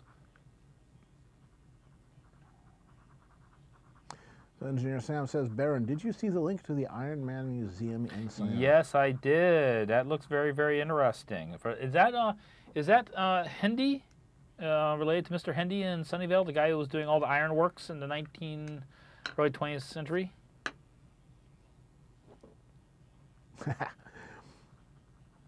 Auntie says that if MLP won an Oscar, there would suddenly be enough salt to clear the snow off the road for the next decade. Well, that was actually something back in the 40s. Of course, there was an Oscar for Best Animated Short Subject, and Disney basically owned that for, I think it was 1934, something like that. That it was that category was introduced, and it had been Disney. And they owned it. And I think it was Cat Concerto, I think, Tom and Jerry, that surprised everyone by taking Best Animated Short Subject. And of course that was MGM, not Disney. Metro-Goldwyn-Mayer. And apparently there were screaming fits over in Disneyland. Up your game, Disney guys. World, shall I say, because Disneyland was later. But let's see, but yeah, and then of course later on, Bugs Bunny had, as they had his, and of course there was What's Opera Doc, Yep. which is early '50s. Geez, what was the other Tom and Jerry that won? I want to say the two Musketeers, but Musketeers or whatever it is. But I don't think that's the name of it. It was the one that was in Ultra, Panavision. Touché, monsieur pussycat. Yes. I think that one won. They may have won the Oscar as well. I mean, I'm going purely from memory here, so. Yep. But it basically came down to up your game, guys. Yep, exactly. Don't rest on your laurels too much. That's one of the things that, boy, when I was in art school, they hammered us and hammered us and hammered us on, is that, even if you become like, the benchmark in your industry or something like that, always strive to get better, because there's someone looking at you going, I want to beat you. Yep. You become a target at that point. And so you have to be constantly on trying to figure out how you can be better at your job. Indeed. Because otherwise, people are just going to kind of look at you someday and say, what have you done for me lately? What have you done to me lately? Yeah, Janet had a point. Yep.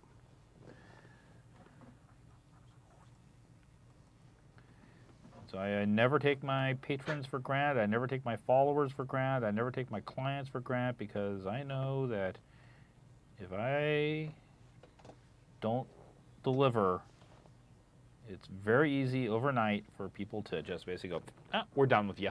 Yeah. Let's see how we're doing here. All right. Hey, Bloodright, are you here? Are you here for the first time? Are you new? If so, welcome. I don't think I've seen Bloodright before. Yeah. Say if not, well, welcome back. But in Yeah. the meantime, hi. Yes. Yeah. It's out of curiosity. Is there someone called Mike? Daylight. Is Daylight? No, Daylight was here. I think previous. Yeah. Yeah. Is there anyone Mike Kin by chance? Because Mike Kin. No. Okay, darn. They said they were going to try and make it tonight, and there would be a first timer. Yeah, unless they had a different handle or something. Well, Mike was their name on, on Picardo when they. Okay, so it's someone already Picardoing. Okay. Use of excessive force in apprehending the Blues Brothers has been approved. Okay. Well, Chicago, by the way, the Foxfire is not exactly a film destination, or at least it certainly wasn't at the time. Yeah, because that was in the late 70s, early 80s. Yeah, I think Blues Brothers was 1980, 81, Yeah, something like that. 1980. Yeah. Came out in 1980. That was right in the bad end of the funky 70s, the 70s funk. The U.S. auto industry was just utterly tanked. Yeah, it wasn't. It wasn't pretty. I actually have a director's cut of the Blues Brothers, and it has a very different opening to it. It does. And it has this flyover of Chicago, and I'm going, wow, all that industry is gone now. Yep. All those factories and mills are gone. Well, it was part of the Rust Belt. Yep. That looped all around the south of Lake Michigan, like Gary, not Gary, Andy? Gary, Andy. Yeah, I think it was Gary that was the Gary, Indiana. Is that the town that is right on? Don't quote me on that. Yeah. But yeah, I mean, Dusty can talk about that because he's from that neck of the woods. Well, he's from Michigan. He's from But still, he's from Detroit. He's from Detroit. Talk about a city that's had a change in fortunes. Yeah. So, Engineer Sam is curious if folks at the House of Pone would be interested in visiting Iron Man Museum. Yes, at least I would be interested at some point in Engineer Sam. It's going to be a matter of juggling it in on my schedule. Because the next 4 weeks are pretty well booked up, but I would definitely like to see it. It definitely strikes my interest. The same way, this is going to probably sound amazingly nerdy, but I think Engineer Sam was the one who pointed it out to me. In Mountain View, there is a museum for safes. Things you put your things in, lock them up. Mm-hmm. And they have all types of different safes. And that's the kind of thing, as a world builder, that I just get interested in. So that's something I would love to see at some point. Go up to the Safe Museum. Let's see here. What time do I got? Oh, I'm doing fine. Yep. Yeah, they basically it's a simple lightning bolt. Very, very straightforward. Same way with their markings in their main. They've got this lightning bolt pattern that runs through. Yep. Yeah, the Tony Stark Museum. Oh, wrong Iron Man. Yeah.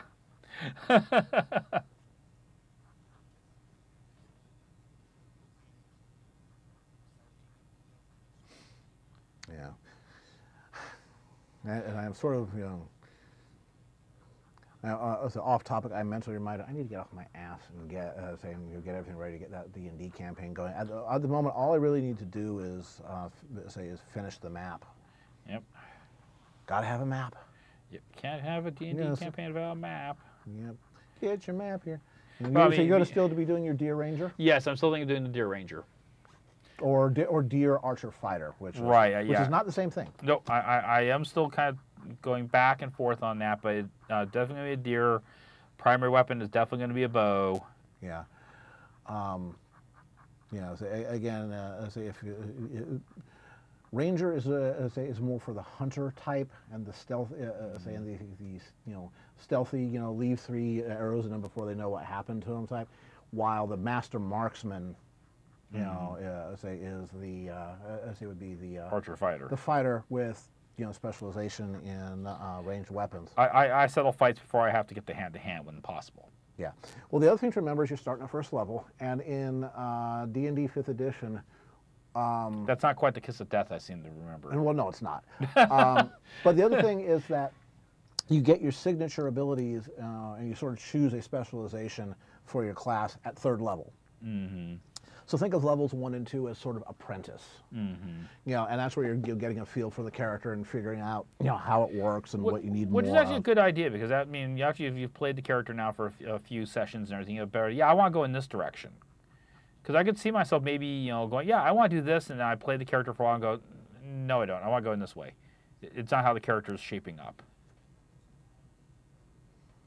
Welcome back, Colonel.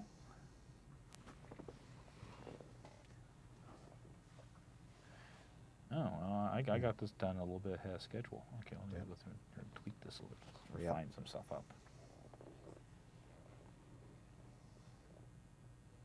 If not pink, then you need to get on it. Get going.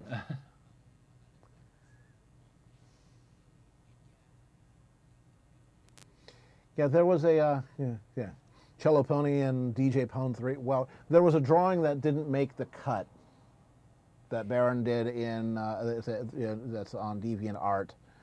Let's just say there's a lot of smushing going on. Yeah. Yeah, of Cello Pony and yes, and in fact, Unsun's Pony. In fact, that's part of a series of 3. Yeah, and that's like the opening. Of course, it was the one that was called opening movements. Yep. But there's further ones. Yeah, it's called Look Into My Eyes. Yep. Not safe for work. And the other ones are even more, could be more so, not safe for work. Yeah. But they're going to squeak under DeviantArt's standards. Yes, they will. Okay. Yes. Just barely. Generic, I have not had a chance to. I would love to be able to play D&D, but everyone around here, of the people who do D&D, I'm the only one in my social crew that game masters, and that's most of what I've been doing for, in role playing. Basically as long as D&D has existed. Well, I might eventually be willing to GM in 5th edition if I feel like I'm competent enough, like I did for Ponytails. But I just at the moment it's like I want to get some more experience playing the game first. Yeah. I've done an awful lot of reading on it and research, etc. And the basic thing on D&D 5th edition is it's much more cinematic and less crunchy than 3rd edition. 4th edition, let's not even talk about. No, actually, it takes some of the best things from 4th edition and throws away the rest. But it looks to be a good cinematic system. The chief complaint... I just want to reference it's spring off screen. Battle Axe. If you're interested in the Ross straight pull, go to CNR Arsenal. One of their first long videos they did almost a 1-hour video on the Ross straight pull rifle and its history and everything. It is very, very interesting. I'm sorry, continue. No. Okay. Yeah. But the D&D 5th edition, it's very cinematic. It's a lot harder to get killed in it, and actually that's a source of some people's complaints. They say it's too, quote, easy. Of course, at that point, the game master just needs to throw, harder stuff at you. But it's less locked into this concept of steampunk fantasy. It's more flexible with regards to if you want to do traditional fantasy or Bronze Age or something like that, while with particularly D&D, well, 3.5, 3.0 and 3.5, it was very heavily oriented towards, steampunk and almost World of Warcraft style. There are gizmos and gadgets and, and gnomes that will, have their, Mecha Magitron, and which I personally don't like. Steampunk is fine, but not in my fantasy campaigns. Steampunk, I think steampunk and fantasy punk, it doesn't work as well for me as a combination. Not for tabletop role playing anyway. I mean, I'm a World of Warcraft player, or used to be. I come back now every time they release a major patch, and then I'll hang out for about 3 months. I'll use it up, and then I'll wait for the next major patch. But that whole thing about it just doesn't work for me.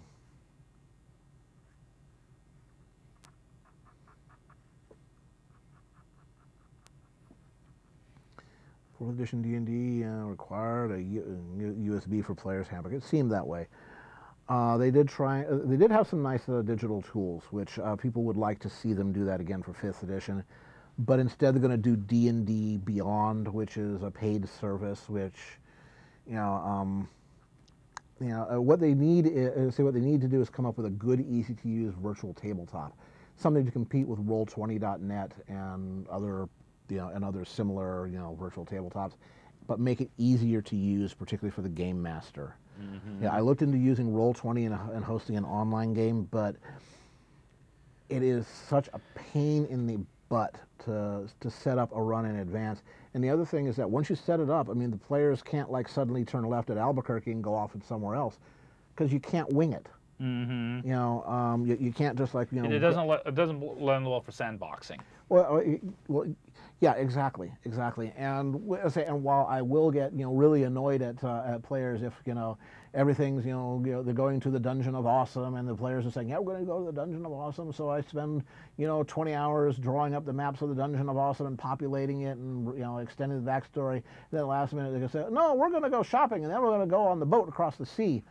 I strangle you. I sink the boat. Yeah. Say that degree of sandboxing,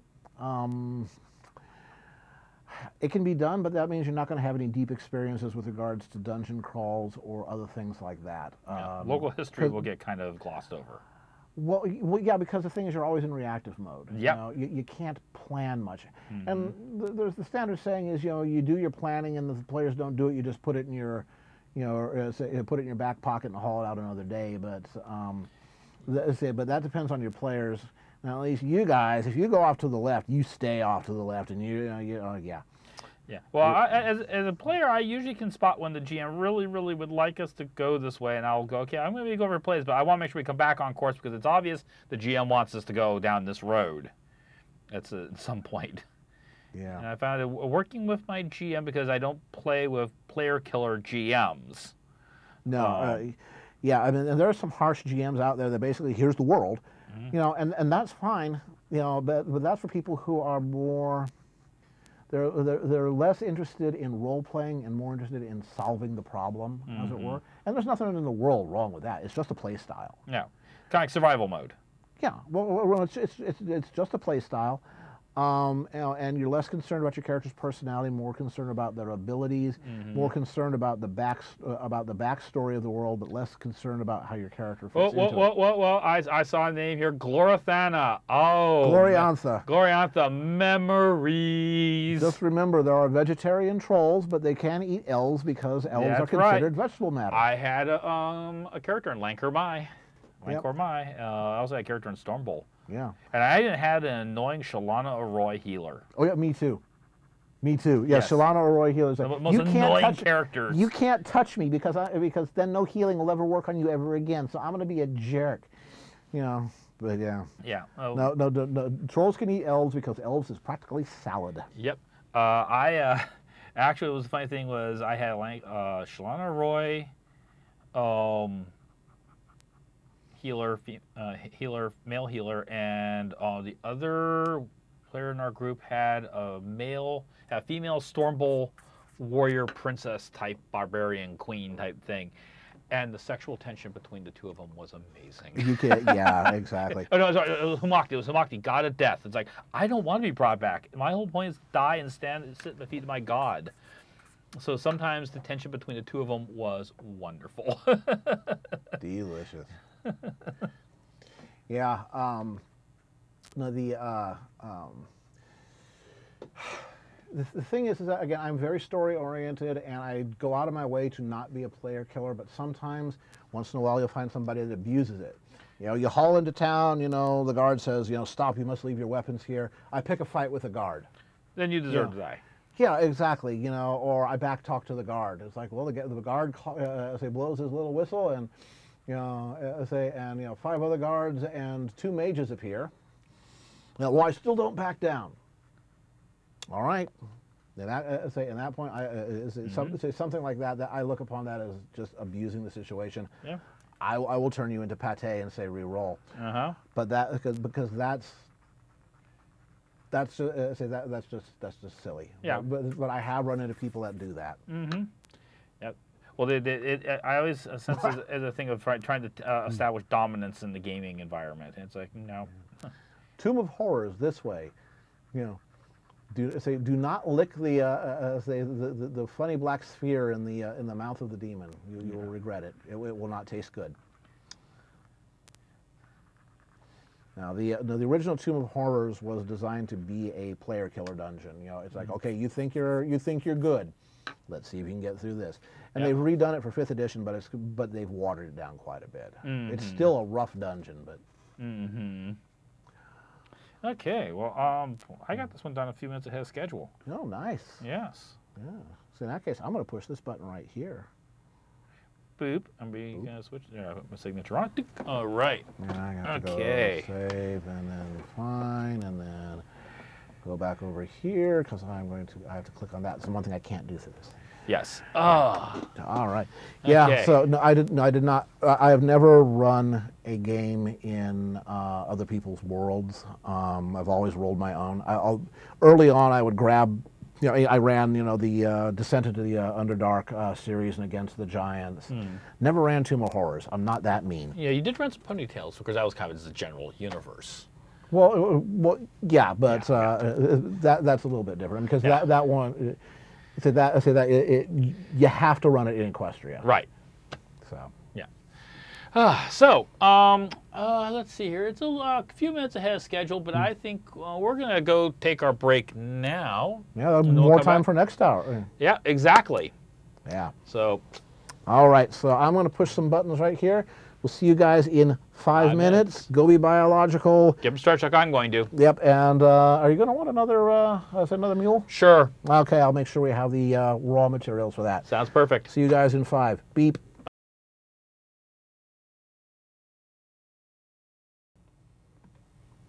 It's true, we're back. Yes, we are. Now they were there. I don't see them now. I was going to say hello to Ethanor, or Ethanor, which looked like it was me, a new person in the stream. We're going to say hi, but I think they just went by. Aww. They went by. We're going to say hi to you. Well, we're back, and we're here we are for the 3rd hour. Yep. Oh, shame on you, Ari. Artwork. All righty. So, yeah, 3rd hour. Who are you drawing for now? Well, I'm going to be working for Clear Skies, even though I was hoping it was be in the chat by now, but I want to get around to getting his piece done. What you doing for him? Going to do a Anthro Octavia in a swimsuit. That's going to be totally horrible. These guys will hate seeing Anthro Octavia in a swimsuit. With an FNP 90. Okay, there you go. Yeah. All righty. Yes, and before we do that, we need to quickly refuel. Yeah, that's right. If I'm going to be doing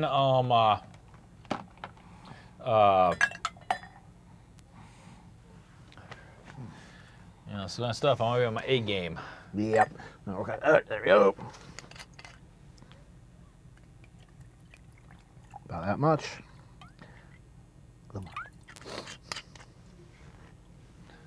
There we go.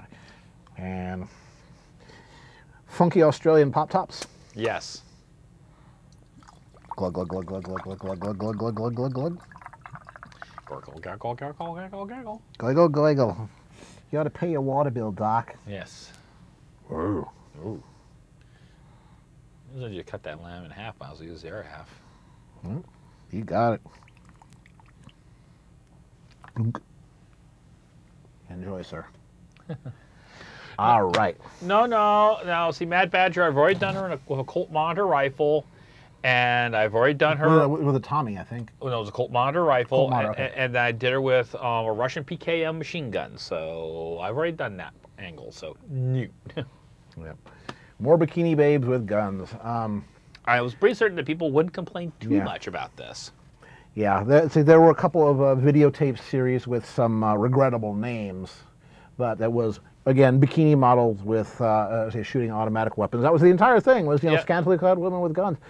And I remember one of them, Deputy Dave had these. Yeah. That there was this, like, she was like 6'2". She was a real Amazon, and you know, and you could see the muscles on her. She worked out. Yeah. And you know, again, in high heels and a bikini, because that's what you wear with a bikini is high heels.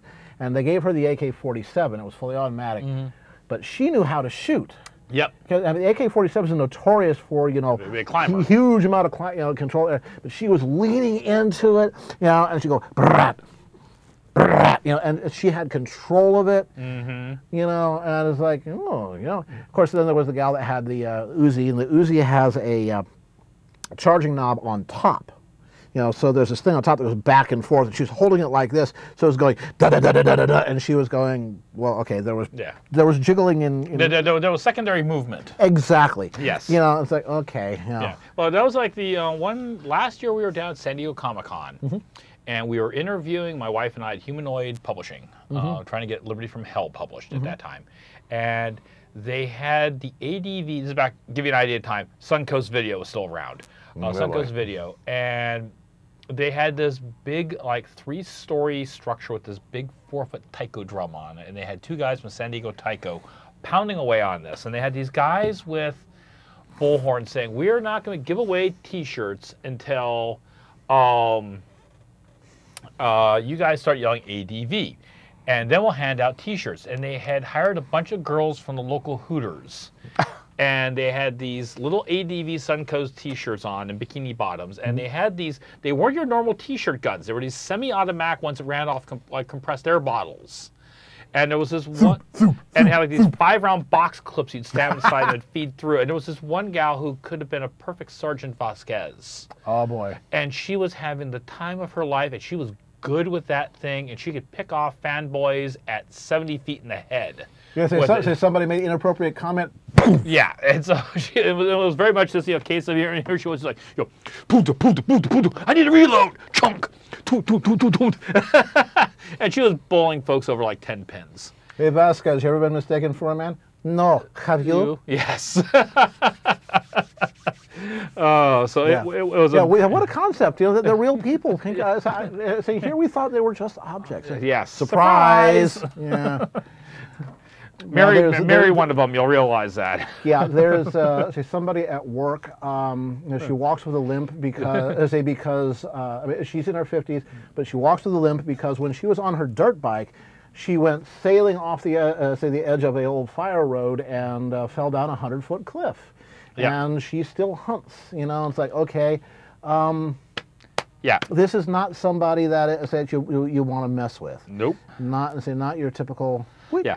The quote fair sex. It's like ain't nothing fair there. You talk to them about childbirth. Oh yeah. Well, we had another person at work, who's a first-time dad, and mom almost didn't make it. Yeah. Sorry about that, probably, because everyone else has been having a good stream. Sounds like locally you're just having some kind of problem. Hit it with a hammer. That's always the answer. So let me zoom out a little bit here. Weep. A little more.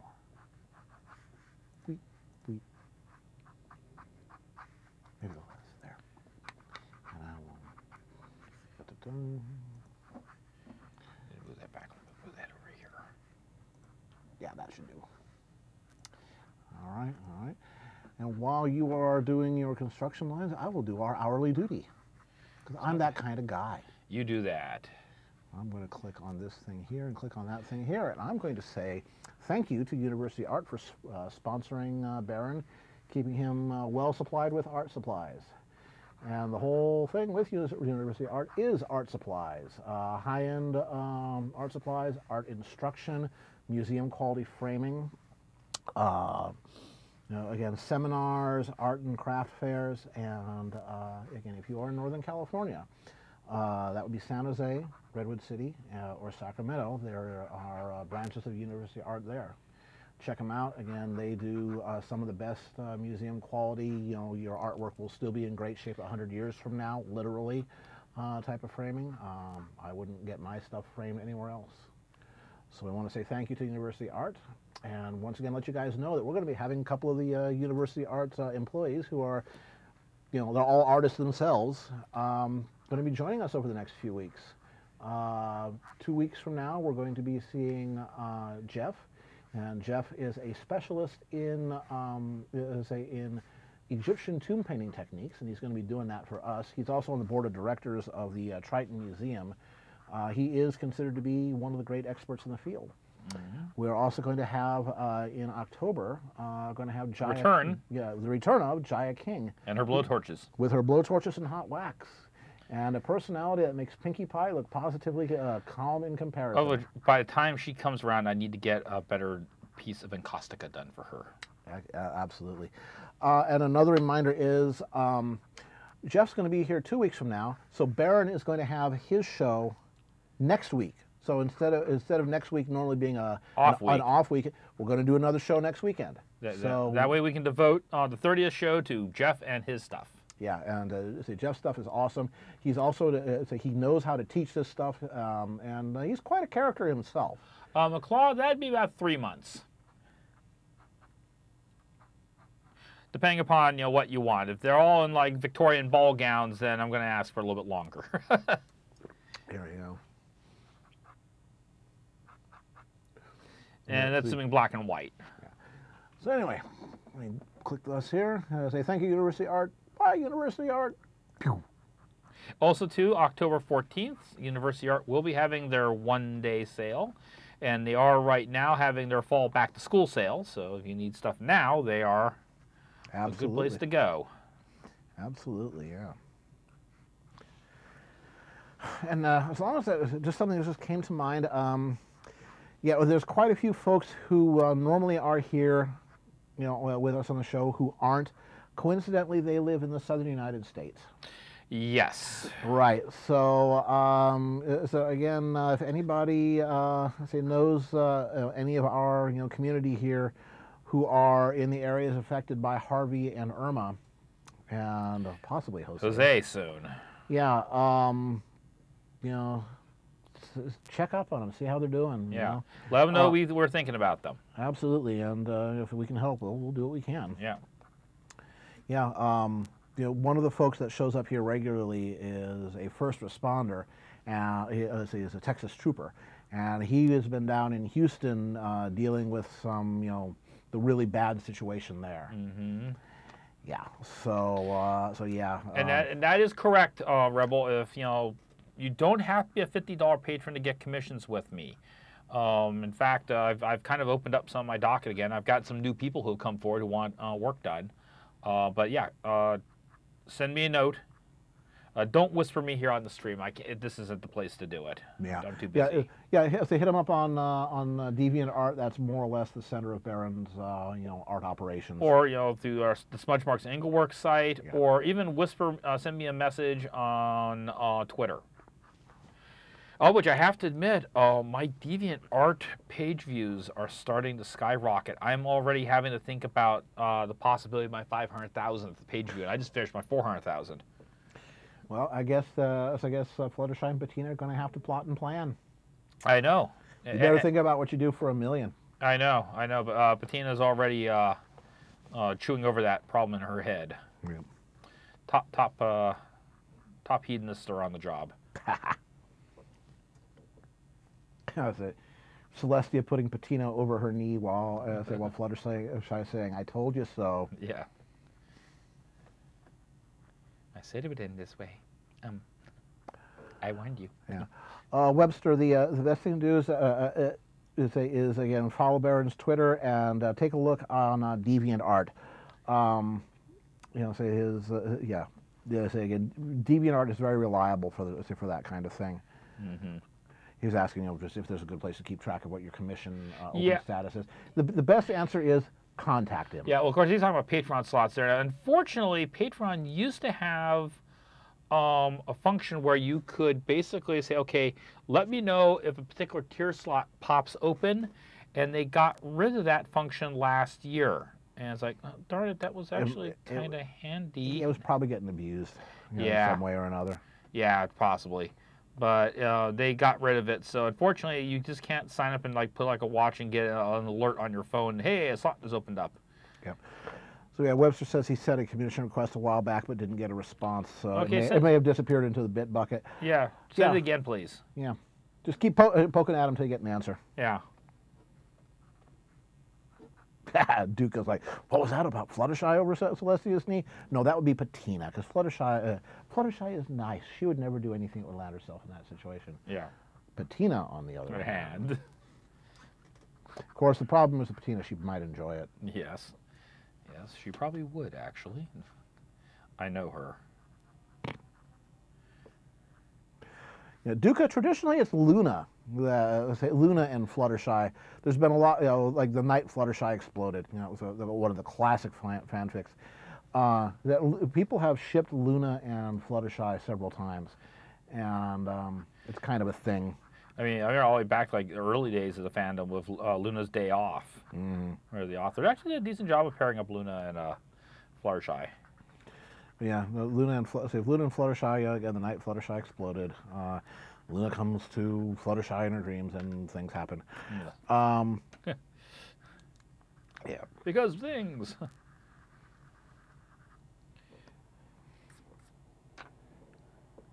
And of course, there's always the tradition of Mistress Rarity. Oh, geez, what is that artist's name? Has a fascination with the spa ponies and draws ponies with. You thought pony eyes were they were big in the standard. No, you ain't seen nothing yet. But it has this, definitely not safe for work, fan thing about about the spa ponies corrupting everybody, But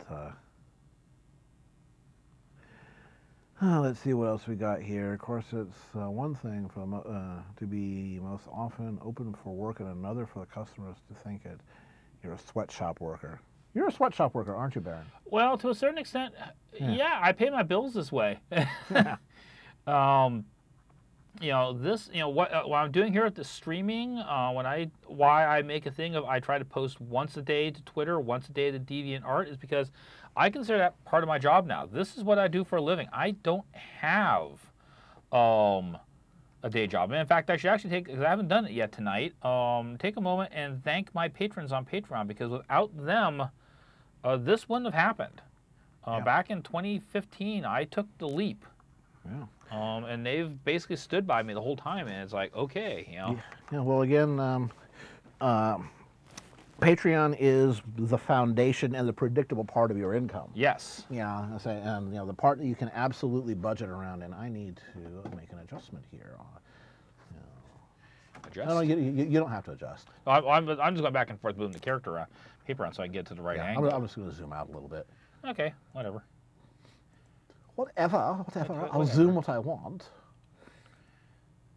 There we go. I mean, this is, I won't start channeling Persephone from Little Things Matter, but whatever.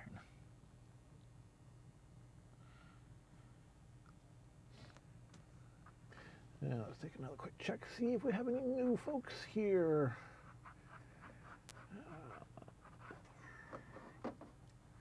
Down the list. Yep, those are all familiar names.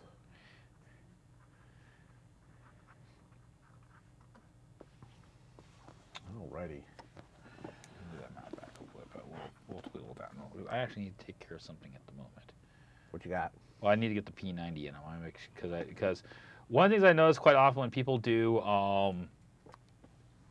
specific tech work is they will draw the character, then they'll realize they got the character wrong, and then we'll try to adjust the tech to fit the character. And it's like, no, the tech is inflexible. Yeah. It's made of steel. Yeah, and plastic. It's always right. Yeah, you know, that's why ergonomics are so important in equipment design, because you have to get.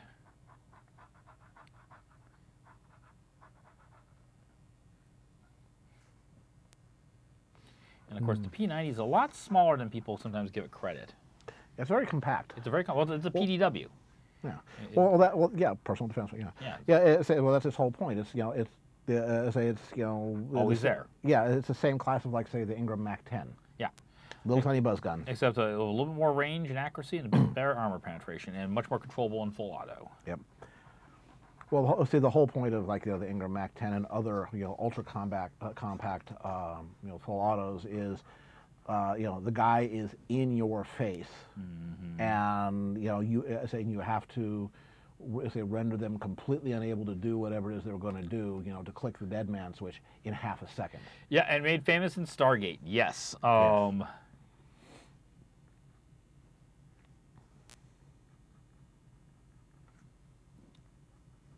And of course, this is interesting because I've only drawn a P90 once in my life, so I'm kind of.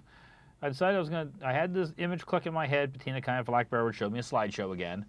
I went, okay, fine, we're going to do this. It's like, okay, now I need to figure out how to draw this at an angle. So you folks are watching me for the first time, really, because the one I did at P90 was a side view. Nice, straightforward, simple, for lack of a better word, safe.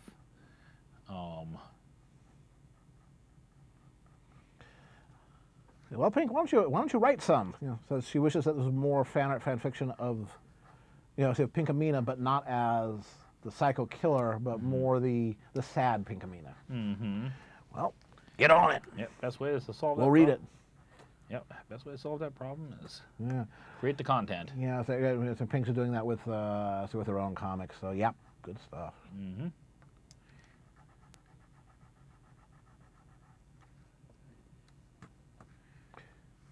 Probably that would be the P90.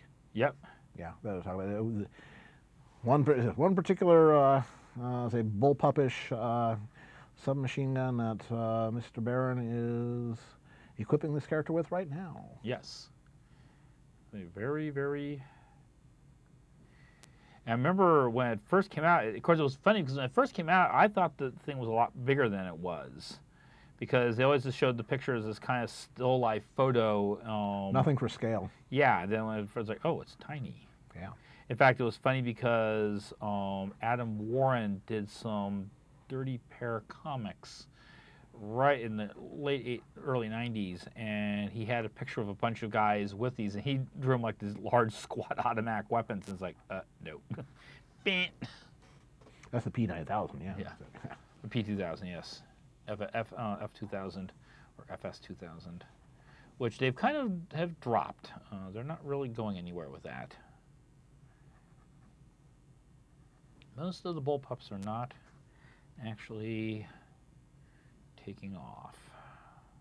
Yeah. You are correct, Bravo. P90, which is the it's the submachine gun that Baron's drawing for the character right now. Mm-hmm.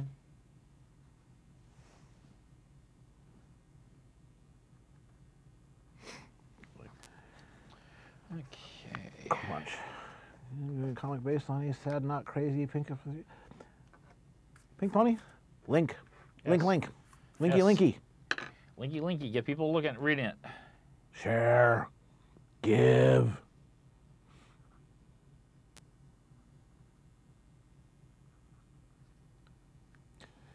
Things Mr. Welsh can no longer do in an RPG game. 1081.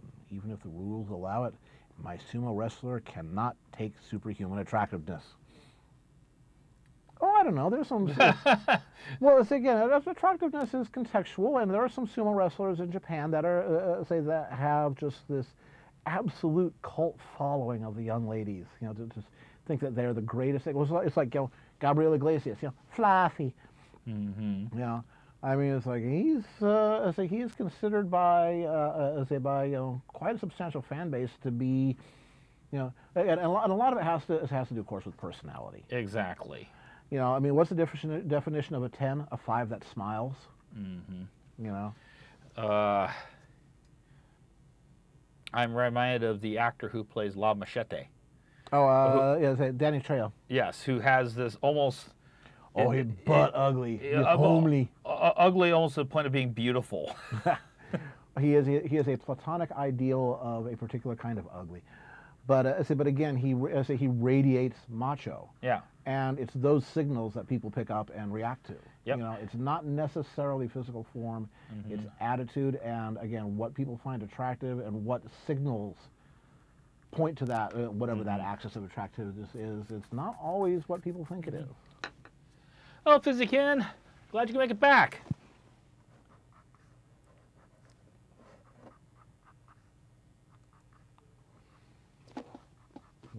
Yeah, a lot of people don't like bullpups in general. Yeah. They say they look funny, and the triggers on them are usually not very good because they're connected essentially by a large connecting rod to, you know, the hammer and the sear and the disconnector, and that makes them kind of, you know, sloppy. Also, or it can. Yeah. Same for left and right hand ejection can be interesting. FN has dealt with that problem with the F2000. However, it is kind of interesting to watch Ian and Carl's videos on in-range TV. Now, for the most part, they're doing mud tests, even though they are starting to do sand and dust tests. And they have found that manual of arms for dealing with jams on bullpups are usually much more complicated than they are on a standard layout. Yeah, there's a reason why the Brits they are starting to, you know, look at something besides the L85. Or have they actually gone to something besides?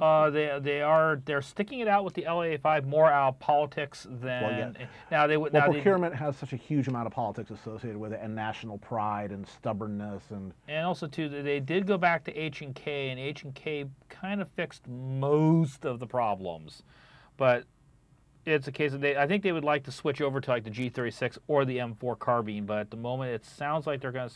If there's any Brits who are in the British military, please chime in and say if I'm, you know, completely full of crap.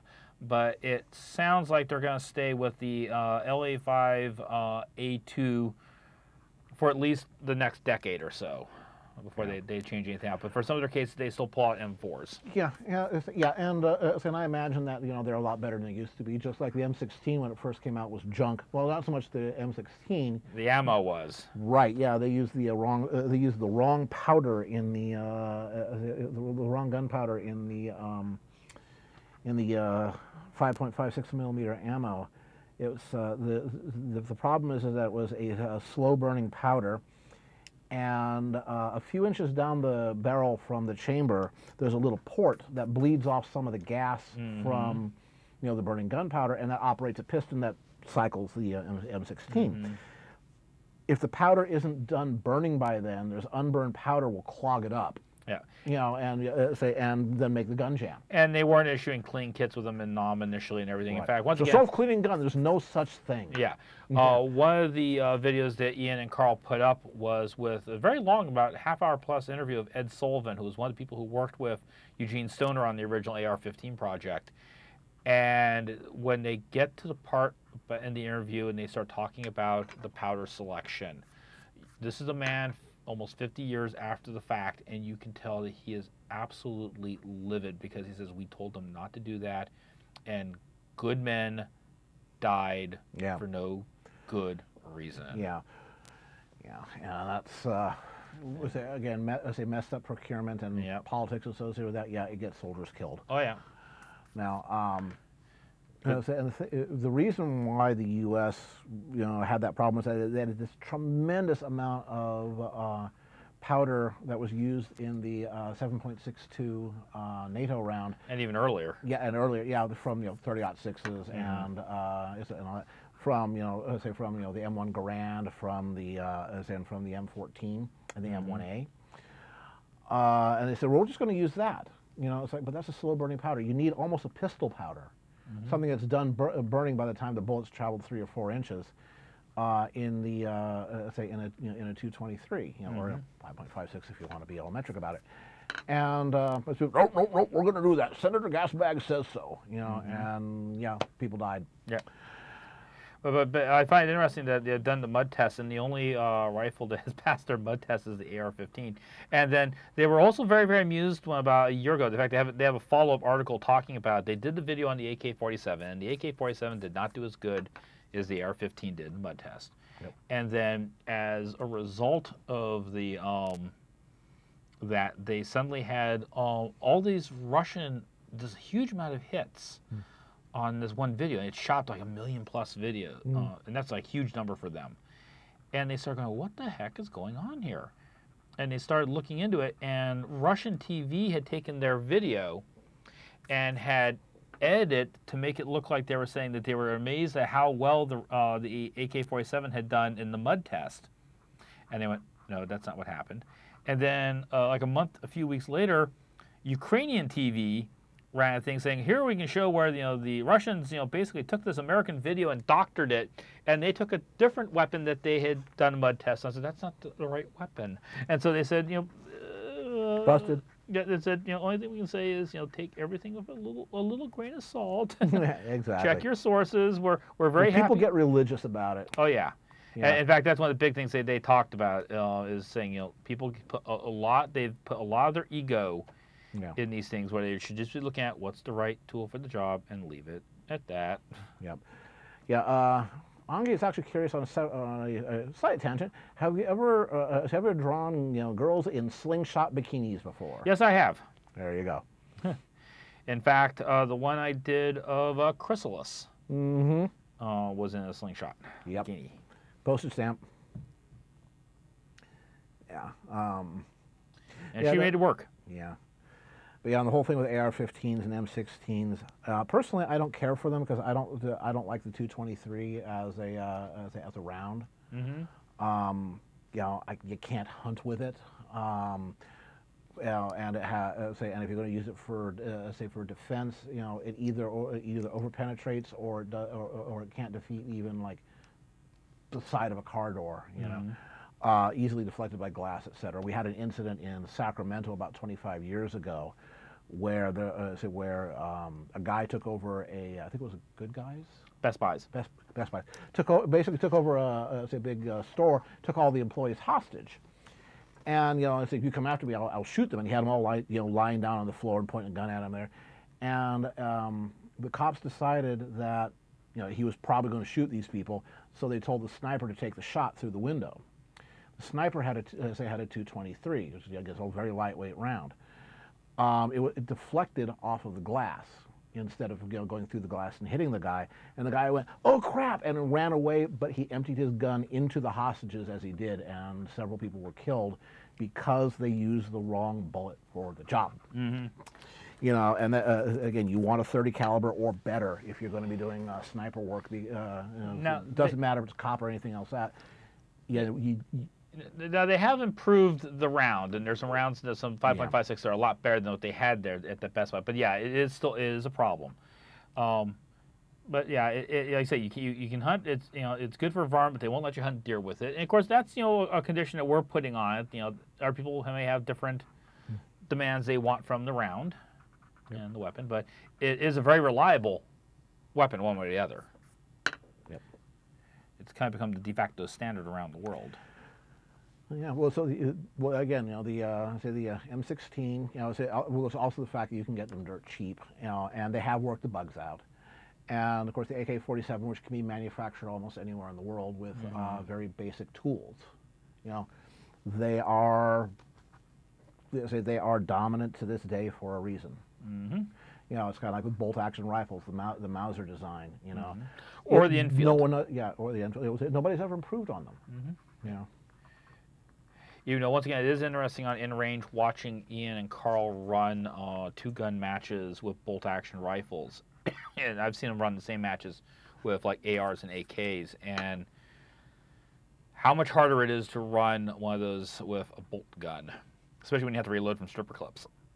it's very like this was the advantage that the semi-auto brought to the table. It's like this is why I really went for it. Hey, I think I see someone new. How voy hus? Are you new? If so, Yeah, welcome. yes. If so, welcome, welcome. If not, then welcome back. Yes.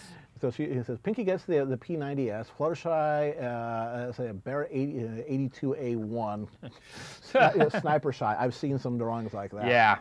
AJ probably an M1A2 or Merkava. Yeah. Of course, AJ is the engineer. You know. Yeah. Solution's a gun built by me. Yep. And you better hope not aimed at you. Yep. Hey, I have a guitar. I can play that. There's my guitar. There's my guitar. What's my time? Okay, I've still got some time ahead.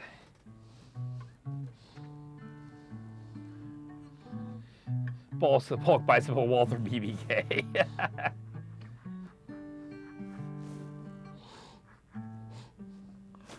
At least the one Anthro Dream movie that Bettina and I watched, AJ actually had an AA-12. Drum-fed selective fire at a 12-gauge shotgun. Bulk biceps, give him a Calibri. Yeah. 2mm pin fire. Yeah! Pack. There's somebody we haven't seen in a while. I haven't seen Tyler for a while. That's right. And last We time, got to get him back up here. Yeah. He'll probably up for Christmas. yeah, he was on my stream when we had my last time up here. It was up for Dusty's birthday. So there you go, the noisy cricket.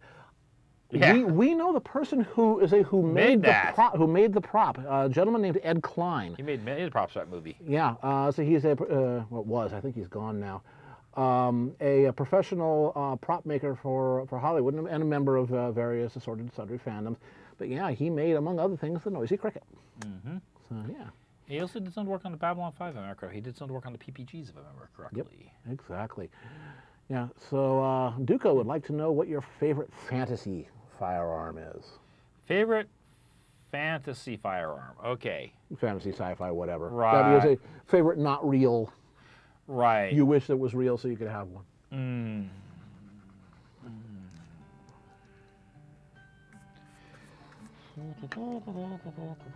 What would be my favorite? There's one that kind of jumps to mind, but that doesn't, I think, count because it's a real firearm that they stuck a whole bunch of doohickeys on it. And that'd be Han Solo's blaster. Well, that's just an M96 Mauser. Right, and I fired M69 berm handle Mausers, and they aren't the greatest guns in the world. You can tell, yeah, this was first generation where we were figuring this stuff out. But, you know, just because Star Wars was such an iconic movie and that whole scene in Mos Eisley at the cantina, if I was going to be a little bit more practical, possibly one of several of the Saburo designs from Masamune Shiro's Ghost in the Shell. And that's, if nothing else, because Ed's still with us. Okay, for some reason I thought he was dead. Yeah. Oh, so apparently he's selling them on eBay. Okay, there you go. That made sense. I thought if he had passed away, it had been relatively recently. I thought I'd seen something on his Facebook. I follow him. But I wasn't absolutely certain. I didn't have time to go take a look at my phone. I always loved nothing else Masamune Shiro's concept design work, and I find it interesting how he works in industrial design. That was his original background and training. How he got so many things, you know, kind of right, and we're seeing a lot of his ideas actually coming to life today. Yeah, there you go. Favorite is the broom handle type, or excuse me, the old classic Starfleet Type 2 phaser, the one with no trigger guard. Mm-hmm. Yeah. I would say for me probably the smart gun from Aliens. An M41A pulse rifle would not be bad. Big bulky bunch of shit hanging off of it, you know. Yeah. That's not my favorite. Smart gun, big bulky heavy. Well, yeah. Well, again, that's the engineer gun, you know, and you better hope not pointed at you.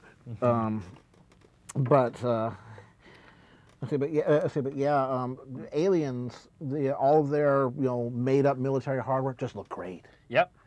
You know, except their dropship. I hate their dropship. Yeah, well, you know, that's not a ship that you can really use. It's not the right shape for re-entry. But then again, I'm a weenie about that. Yeah. Now I did find it very interesting their armored personnel carrier, how they modified an airport surface tractor that moves the airplanes around to be a APC. And that's why it looks so low to the ground, because they have to fit underneath airliners. Yeah. They explained it so they had adjustable suspension. Yeah. Here we go. Things Mr. Welsh is no longer allowed to do in an RPG. Number 243. Cannot cast haste on the king during a long-winded speech to get him to hurry the hell up.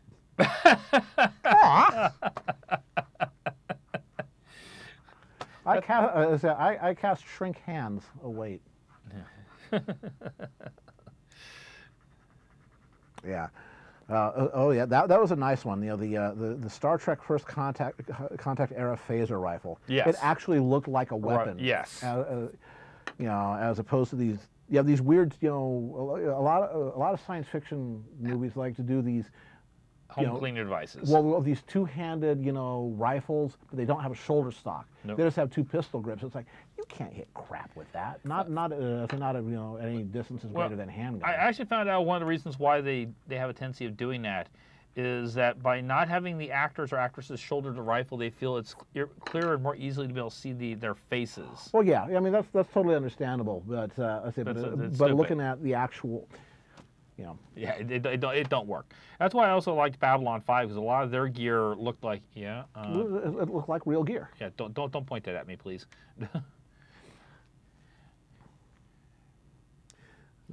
Always whenever I design, do concept design, do military equipment, or you know just any kind of weapons for people, I always work on the idea that there's a right end and a wrong end, and you want to be on the right end. Yep. And it should be very, very clear to the people who are. Yeah. This end towards enemy. Yeah. This end towards problem. You know, so Cold Silver also wants to know how everybody's favorite fantasy science fiction capital ship. Oh man, just on sheer emotional, original Battlestar Galactica. The Battlestar itself. Because again, I was just a little kidling at the time, you know. Oh geez. Yeah, this is a capital ship, not just a general ship. Yeah.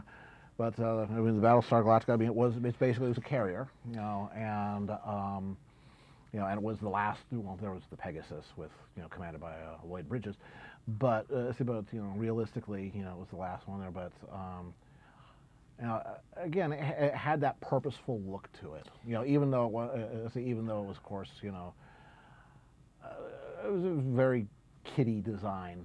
Yeah, but I liked it. Yeah. I would have to say the Imperial Star Destroyer, and that's because that first time when my dad and I went and saw Star Wars, we sat in like the very front row because one of his coworkers because we saw it like the week after it came out. Yeah. And one of his is Micken with the guy or Mike and the guy you were waiting for? Hi, yes. Yeah. Hello. Glad you could join us. And so, you know, basically his coworker said, yeah, you know, take your son, get in the front row, get as close as you can. And the first time that Imperial Star Destroyer came over me, that was the movie that told me I wanted to do concept design. Yeah. Well, again, it was they were using techniques that hadn't been used since, frankly, Disney's Pinocchio. Yeah. Yeah, the whole bit about you never see the whole thing all at once, because that gives you the whole size thing there. But again, you see the little ship going overhead, you know, the blockade runner. It's like, oh, that's kind of cool. Then it was like, okay, let us teach you what it is these rebels are up against, and also, how overwhelmed they really are. Yeah, and just that matter of timing, because it's like dun dun dun dun, dun dun, and the ship just keeps going, and going, and going, and going, and I'm like going 1,000s, 2 1,000s. Oh, whoa. And it was just such a cool design of a shape that I was in love. Yep. Yeah, let's see. Oh, for Warhammer 40K, well, back when I was playing Battlefleet Gothic, which was the Navy game of Warhammer 40K, not the ground troops, you know, tabletop game. It was basically, you know, the Navy game there. I always did very well at that. I don't understand why, but I just did. Well, my favorite fleet was Chaos. Yeah, I just want to say, this way, Mike, and I knew that you had followed me, and I had talked to you on the art stream yesterday. It was like, oh, hey, cool. Well, maybe we'll get a chance to show up. Yay, thank you. Glad you could make it. Anyway, you like Chaos. Yeah, I like Chaos. Yeah, the Chaos battleships. The miniatures looked great. You know, the lore behind them was great. You know. we all serve corn here, and I don't mean popcorn.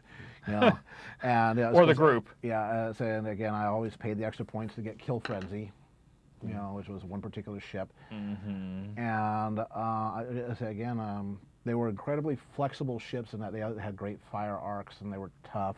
They didn't have they were one of the basic fleets. It was Chaos versus Imperial was the two fleets you started with, but they always were one of the best. Mm. Yeah. Yeah, Warhammer was never something I could really get into.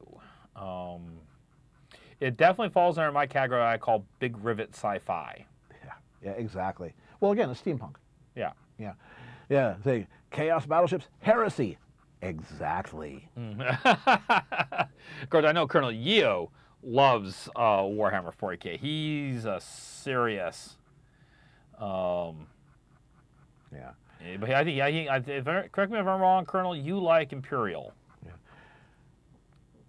Yeah. I ended up, I had fleets for, I had Eldar, never liked Eldar. Had the orcs, a couple of them were painted red. Ooh, and the faster. They were. In Warhammer 40K, orcs are a somewhat psionic race.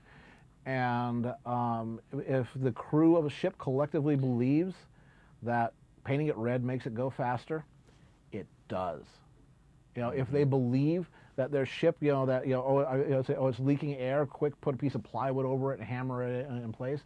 That'll work. Stop the leak. If they believe it, it's so. They're a mildly psionic race and they don't realize it. So if your miniature's painted red, it gets to move, 5 centimeters more on the map, but you have to pay the points for it. Mm-hmm. Yeah, I had orcs, I had Eldar, they're all about being quick. I had Necron, never liked them. Did you play Tyrannid? Tyrannid, I never had a Tyrannid fleet. Okay. Again, of course, I had the Imperial fleet, I had the Chaos fleet. Thank you, Colonel. Yeah. Yeah. Star Wars play by email. Man, there's still some play by email games going on out there. Yeah. Let's see. I mean, the Vassal almost feels like that. Rindis, one of our roommates, he plays Advanced Squad Leader through the Vassal module.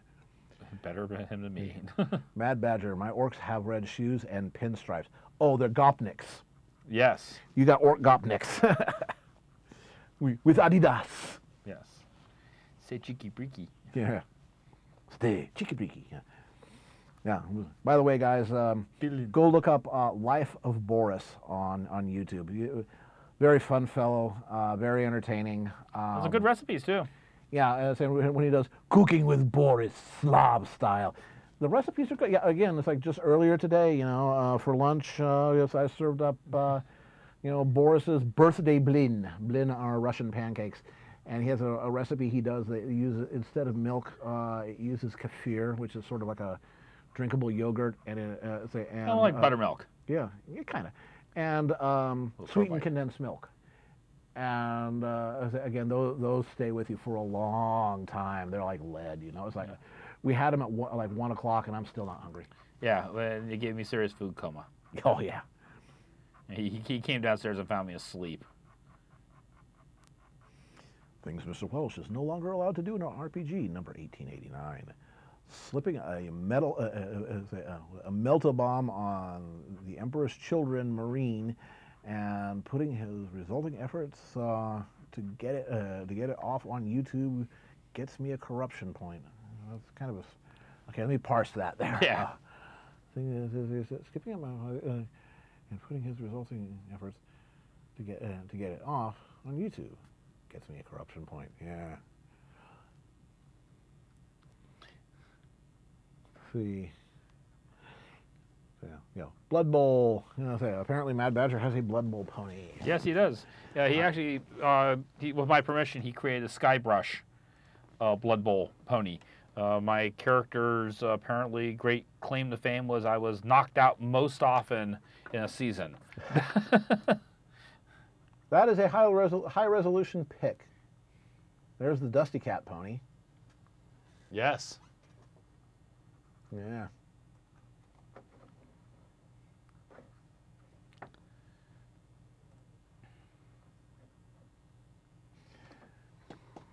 Let's see, what do we got here? Star Trek 25th anniversary Star Trek for MS-DOS, 1992.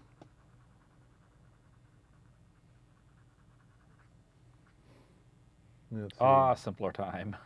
Yeah, I'm telling you. Let's see. When you hit Captain, you have the choice of the Galaxy class, Intrepid class, or Defiant class. Yeah, that was something in. I played a couple of Starfleet Battles campaigns. One of which was particularly painful because one of the players was a lawyer in training, and that's a game that heavily rewards rules lawyers and Exception. people that can pull the most obscure exception out of their butt. It's 10% rules and 90% exceptions. I played the Kazin in that one.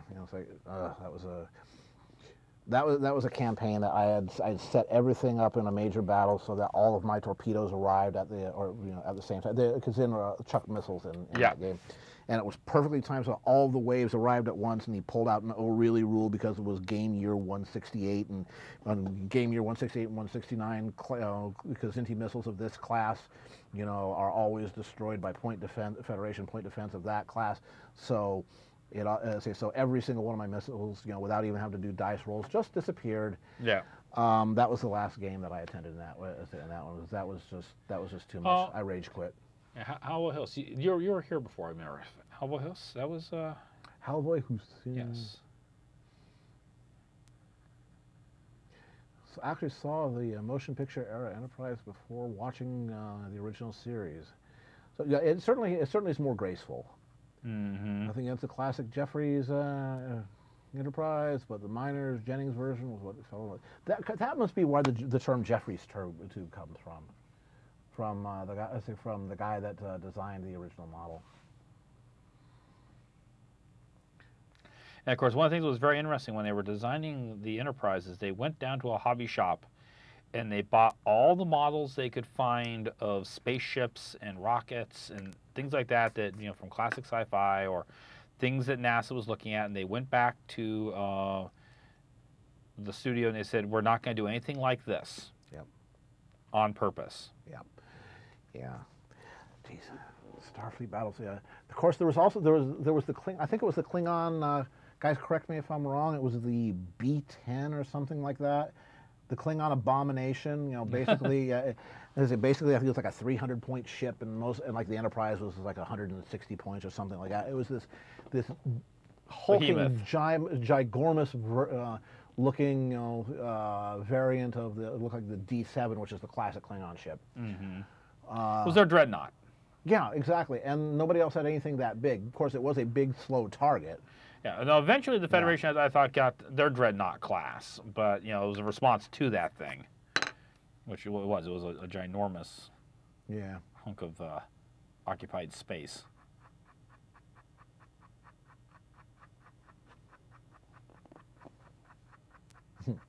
Yep, originally an in-joke with the staff. The tube Scotty was always stuck in when things got bad.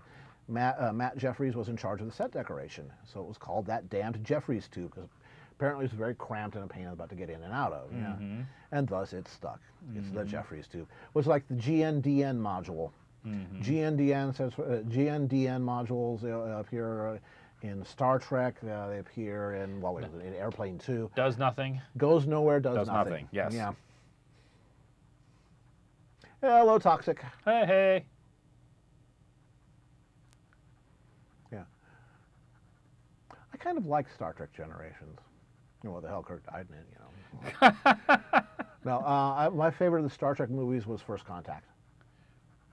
I liked Raging Picard. Mm-hmm. With the Thompson. Yeah. Turn off the safeties in the holodeck. Captain Ahab has to hunt his whale. Somebody who has read the classics. No, I just heard that somewhere. Yeah. Well, that was a fun movie. Mm. Yeah. The only thing about that movie that sucked was I went and saw it in the theater. And that was the movie that convinced me generally not to go see films on opening day, because I have this horrible batting average of seeing films on opening day and then something really bad happens in the film. Like seeing Jurassic Park on the day that the air conditioning dies in the theater. And we're like looking at these scenes of these South American rainforests going, wow, it's so realistic because we're sweating our brains out. Or Star Trek 3 in Search of Spock, where the film caught on fire and we watched it burn on the screen. It was quite impressive, actually. Yeah, there you go. We thought it was a special effect there for just a brief moment. And with Generations, right at the moment when they open the launch bay and they just about fire off, launch the first starship from Earth, the film broke. And that was it. so I'll see films on the second day, not on the first day. Did James Doohan come up with some of the original Trek physics that became canon? I wouldn't be surprised. Yeah. Because again, they didn't have a great what you call writer's Bible, so that leaves a lot of room for the actors and on-set staff to come up with stuff. Oh, like Michael Dorn with the whole thing of with Klingon martial arts and Armand Shimmerman, who played Quark. He wrote all 300 rules of acquisitions, and came up with most of the basically post Roddenberry. Roddenberry originally had the Ferengi jumping around like monkeys and cracking energy phaser whips, and they actually lampshaded that in a later episode where there was a collectible toy that was something that actually sold. But Armand Shimmerman wanted the Ferengi to be more interesting, so he wrote them all up as the ultra-capitalist, laissez-faire society taken to ridiculous extremes, and the Grand Nagus, and the women are always naked because it's cultural, and da da da da. And that was him. That was the actor. Yep. So name Bottle Rank Admiral. Yeah. One damn minute, Admiral. Yeah. Quark. Yeah. Quark, I like you, Quark. It's the same guy. It's the same guy that's played Lucini in Princess Bride. Perfect. Yes. Yep. Never go up against a Ferengi when profit is on the line. Yes. Yeah. Okay, I'm not going to be able to finish this before the break, so I'll be able to tweak this. Now, Angi says that James Doohan came up with the earliest Klingon and Vulcan words in Trek Motion Picture, and Mark Arkaran, who wrote the Klingon language, used James Doohan's work as the foundation. Yeah, cool. That's one of the things I am going to have to do is one person put it up on their inside thigh. It's like, no. Well, that would be an additional tramp stamp there. Yeah. Yeah, that's of course getting that tattoo would be something you'd want to see. Yeah. You make your women wear clothing. Disgusting. Yeah. Yeah, that was just great. Yeah, Deep Space Nine, particularly when they got late into the series, when it went serial, which, by the way, you can thank Babylon 5 for making that possible. With the whole Changeling War and all that. My absolute favorite Star Trek character of all time is Vic the Hologram. Yeah. Played by James Darren. God, I love that character. Just absolutely my favorite, and the whole bit about. I'm sorry, Garrick. Garrick was really good too. Garrick was my favorite character. Yeah, what was his name? Nog. First Ferengi to join Starfleet. And he was real serious about it. Getting PTSD and losing a leg. Yeah, he lost a leg. And having to retreat into the holodeck because he was just not mentally able to face the outside world. It was just a beautiful storyline. It was fantastic. Yeah, I tell you, I can't stand Ferengi. Well, again, they are kind of obnoxious, but that's their point. Yeah. And that was why I liked the character of Nog was Nog didn't like Ferengi as they were either. And of course, Rom, right, brother? Yeah, I still love those scene when right before the Dominion attacked Deep Space Nine. Yeah. And Garrick is sitting in Quark's bar, and Quark says, "Here, I want to serve something to you." He pours him this glass of something. And Garrick takes a sip of it and goes, "This is horrible. What is it?" And he goes, it's a root beer. Root beer. It's like the Federation. Sweet and cloying. The worst part about it is the more you drink it, you like it. It's insidious. Yeah, and then it says, do you think the Federation can save us? I hope so. Yeah. Great line. Yeah, they had some nice moments there. And of course the other was, when Q, has been teasing Ben Sisko. Then Sisko finally gets, Punches gets him. annoyed, turns around and slugs him. It's just like, Picard you hit me. Picard would never have hit me. I'm not Picard. You're right. You're more interesting. Yes. Oh, John Delancey did such a good job with that character. That's why when on my geek list of things I want to see on MLP is I want to see a Star Swirled the Bearded episode involving Discord and it having has to be Patrick Stewart Oh voicing. God, that would be my birthday gift. Make it happen. Yeah, that'd be kind of a little geekgasm. Yep. Just to see those two basically. Yeah, and Voyager got better after the end of DS9 because they took the best writers from DS9 who are now available and put them on Voyager. That was when it ceased being Katharine Hepburn in space. Mm-hmm. Captain Kate let down her hair. She channeled her inner Sarah Connor, and they brought in 7 of 9. Yeah. Yeah, and Jerry Ryan, by the way, she's an interesting cat herself. She showed up on Geek and Sundry, and she is a total nerd, just like us. Mm-hmm. Of which, when I was doing the reference work for the Silver Bell theremin piece, I came across the YouTube video of Felisa Day playing the theremin. Nice. Which was like, oh, hey. Yeah. So yeah, I think that Patrick Stewart being Star Swirl, in addition to being just a good voice casting, it was Star Swirl the Bearded who it was according to the Journal of the Two Sisters, Amy Keaton Rogers' book, that Luna and Celestia were summoned by Star Swirl the Bearded after Discord had showed up, shortly after the founding of the United, Equestria. Discord showed up, which sort of implies that the Wendigo are in some way connected with Discord. I'll be interested to see if that actually pans out. And did horrible things to Equestria. Then Star Swirl the Bearded summoned the two sisters, summoned Luna and Celestia from wherever. And I'm not sure how much I really care for the backstory on where they came from, etc. But but yeah, that would have Star Swirl as the original nemesis for Discord. Yep. And it would just be so logical. Yes, it would be. Okay, it is 8:30. I'm not going to get, of course, Octavia done here, but I got it blocked and I can finish her up when I get home. Alrighty then. I got to switch cameras here. Yeah, I'm going to push this button right here that says me. Clink. Yeah. Wow. That fade in, fade out is so nice. Alrighty. So we're about ready to take our last 5-minute break. Hey, Snap Eye, are you new? Are you new here? Yeah. If so, hello. Yeah. If not, hello anyway. Yes. If you're back, welcome back. If you're a first-time visitor, welcome. Indeed. We're going to be taking a 5-minute break so I can get up and stretch my back, and then we're going to be in for the last hour and probably do our Patreon reward. Outstanding. All right, we'll see you guys in this many minutes. Right.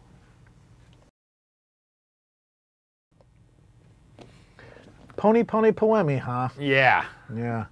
Oh, God. If folks are up for a very bawdy but very mind-breaking hyperkinetic experience in anime, from the people who brought you the Excel Saga, Puni Poemi. Which was all stuff they couldn't get away with in Excel Saga. Right, which was it's all about this hyperkinetic girl who wants to be a voice actress for anime. So it's an anime about anime. It's meta. Oh, yeah. So, it's meta without staying on the prescription. There you go. So, 4th hour. Well. Yep. We're going to do something a little different. Yes. Yeah. This is his gift. This is actually sort of my gift to you guys.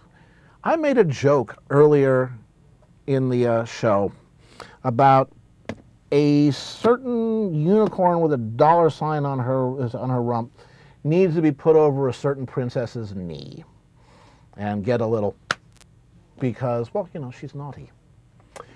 Baron, for my Patreon reward, I would there's that people, he is using his Patreon reward for you. Exactly. Yeah, certainly not for me. No. For you. I would like a picture of an Anthro Celestia with a certain patina pony Mm-hmm. over her knee, Mm-hmm. getting a little correction. Lesson. A little lesson, because patina does cross the line from time to time and must be held accountable. Yes.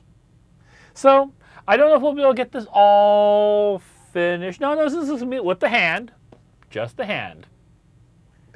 This is the hand of leadership. Exactly. It is the guiding hand. And it's more personal that way. Well, we're going to have a certain amount where she's going like, ow, that actually kind of hurt. And, of course, the Celestia with this kind of like motherly look of, it was supposed to. It's punishment. Yeah. No board of correction. So that would be something that Luna would administer. Yes. Or Mistress Rarity. I think people are on board with this concept. I think we have a consensus. Who is Patina? Okay. Well, okay, where to start? Okay, Patina is one of my muses. Patina is a character originally appeared as a little 8.5-inch tall anthropomorphic mouse. She was a character I actually created for a comic that I didn't actually get around to finishing, and she was originally supposed to be a character who was to walk on camera, deliver some lines, collect her paycheck, and leave. That was it. That was all she was supposed to do.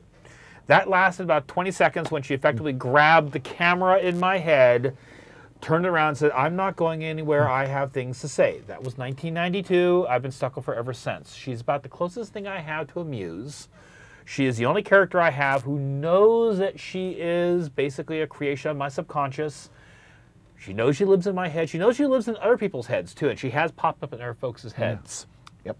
Yeah, a lot of the dreamscape stuff that Baron does in his deviant art, which you haven't seen, you need to go see. Yes. Patina is that little devil on your shoulder, as it were, saying, you know, you should really do these things that are naughty. It'll be fun. It'll be so worth it.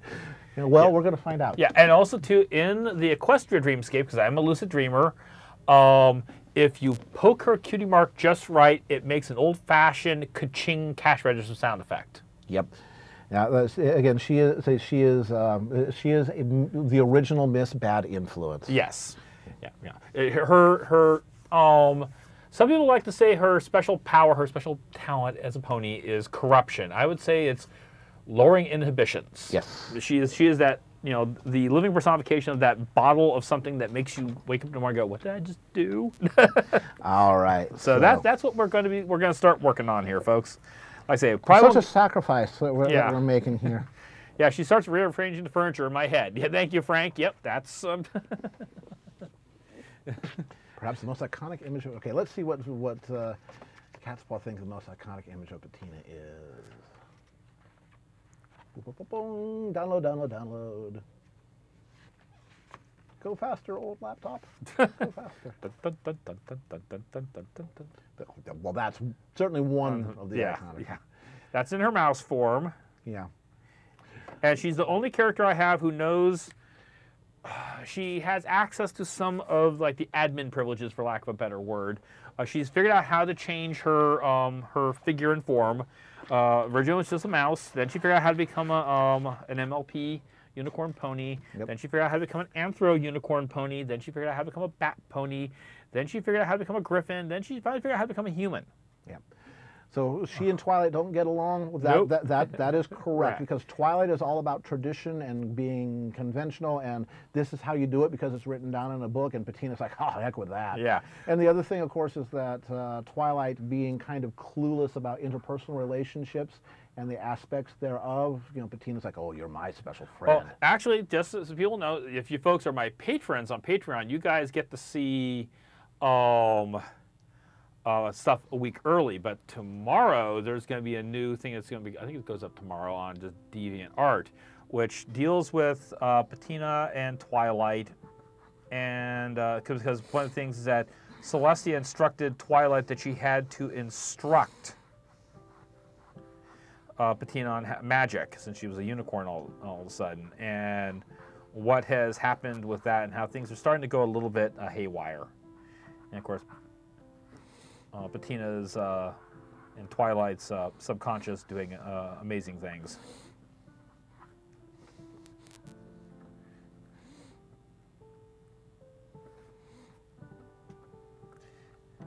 Yeah, okay. Yeah, Cold Silver's seen it. Yep. Not thinking G-rated thoughts. Yeah, it's actually as zigzag as Max Blackrabbit's character, but Yes. Eric has fully with Max is like, oh, you do this better than me. Yeah. As it has fully adopted zigzag as sort of a foil for Sabrina, and again, always seeking just little tiny corruptions, nice ones. Yes. You should enjoy life more. Mm-hmm. We're not talking like getting rid of inhibitions against hurting other people. It's just, go have that drink. Go hit up that sweet young thing. Go into that store that has the latex things that go wibble and wobble, and indulge your curiosity. Indulge. Mm-hmm. You only live once. Unless you're Buddhist, in which case you get many times until you get it right. Yes. And again, say patina is that urge to hedonism, non-destructive hedonism, but she thinks it's right for everybody. Yes. And the funny thing is that in many cases she has people's best interests in heart. She's just going, you need to relax. You need to take the world's biggest chill pill. Yeah. So patina is chaotic good. Oh yeah. Yeah. Right on the border between chaotic good and chaotic neutral. Yes. But yeah, very definitely far on the chaos side, and very definitely good leaning. Mm-hmm. Yeah.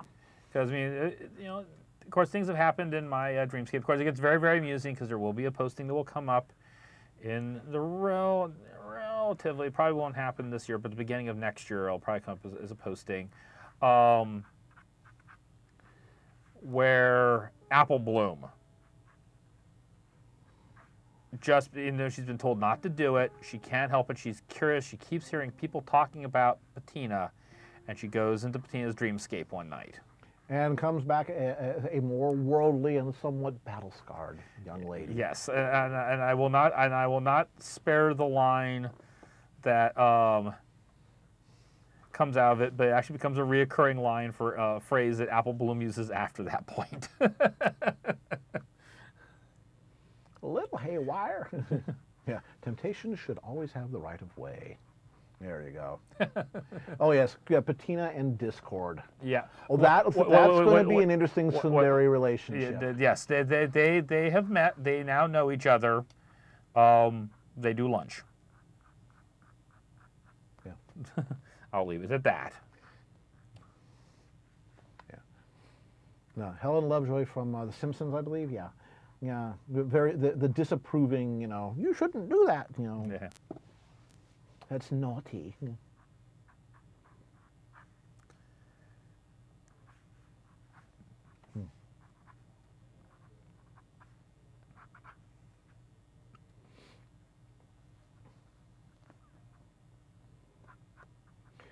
Well, let me put it this way. In Baron's Dreamscape, Patina has introduced, say, with the help of a somewhat more level-headed compadre, that would be Carol. Carousel. AKA Carousel. Has introduced say, pole dancing to Equestria, which has completely blown people's minds and has taught Rainbow Dash how to pole dance, which has garnered Rainbow Dash a lot of attention. Mm-hmm. That's going to turn into a whole thing of a dream arc that's starting to shape up in my thing, because someone else in Equestria, she doesn't go by the name Vinyl Scratch, she doesn't go by the name of Scratch in my Dreamscape, who's very much an avant-garde artist type, is incorporating, wants to incorporate pole dancing into her next concert tour. And she's hiring Patina and Carol to come down to Fort Trotterdale and teach her. So my household is actually going to make its first extended road trip pretty soon. Pole dancing crossover with MLP that is kind of, well, not exactly canonical, but it is very real. What is her name? Just fell out of my head. Actress that plays Zecora. Save me, internet. Brenda Critchlow. Brenda Critchlow, who plays Zecora. She is very, very athletic. I've met her several times, and met her once. Yeah, and again, she's in her early 40s and has had a couple of kids. God, she does not look a day over 25. Muscular, in a very pleasing way. One of her earliest roles was in a show called X's and O's, which appeared on I think it was Logo. I think it was Logo. It was basically a gay interest show, where where there was a show that was about a couple of lesbian characters, and Brenda Critchlow played a pole dancing instructor who taught the lead character, pole dancing as exercise and as an expression of her, of her, sexuality. Damn it, I'm sexy, and the rest of the world can get off if they don't, if they don't agree. That kind of confidence. That was the whole point of the episode, was building this. I don't care what you say. Say I'm attractive. Damn it. Yeah, a certain amount of empowerment. A very empowering, very positive message. And Brenda, again, Zecora, she had to learn how to pole dance to play the pole dancing instructor, obviously. And she went into this with a kind of the jaundiced thing about I don't know about that. It's, pole dancing, that's very objectification and all that. But then she learned how to pole dance. She said, "This is fun. This is so much fun. Just never mind you're spinning around. It's also this. I get to express myself, and if people disapprove, they can just take a long walk off a short pier." Yep. And since Doka is asking the question, it's basically Celestia spanking Patina. It's offering correction for transgressions. Yes. I don't know if anyone has done it, but Catspot, maybe you might want to put a link up at the start of or at least my DeviantArt MLP Dreamscape gallery, if anyone needs to go and, yeah. Be warned, though, it is fairly large. I'm probably going to hit my 2,000th posting this year. On just DA in general. That's not just in Dreamscape, that's just overall. What I'm hoping for is just sort of expression of ouch. Ouch, because that hurts. Yeah, again, Celestia knows that Patina is a little hedonist. It's like, no, this is a correction. Yeah, so she just got a good whap. Yeah, one that's going to sting for a while. Sitting down will be a problem. Yeah, exactly. It's not a pat. So we're not reaching for the we're not reaching for the cane or anything brutal like that. But no, do I have your attention now? Yes. And we're going to discuss your transgressions in my kingdom. So she did do one thing. She brought Carol / Carousel over because she went wandering around my subconscious and said, "I'm having so much fun in Equestria. I bet you other characters that Baron has created in his dreamscapes would love to come over here too." And she went roaming around, found Carol, brought her to Equestria, which is true because Carol actually really does love My Little Pony. So let's say I found out about this, invited her up to Canterlot for lunch, and as Patina says, we talked about fashion, culture, history, newly reenacted immigration laws, which was, don't do this again, dear.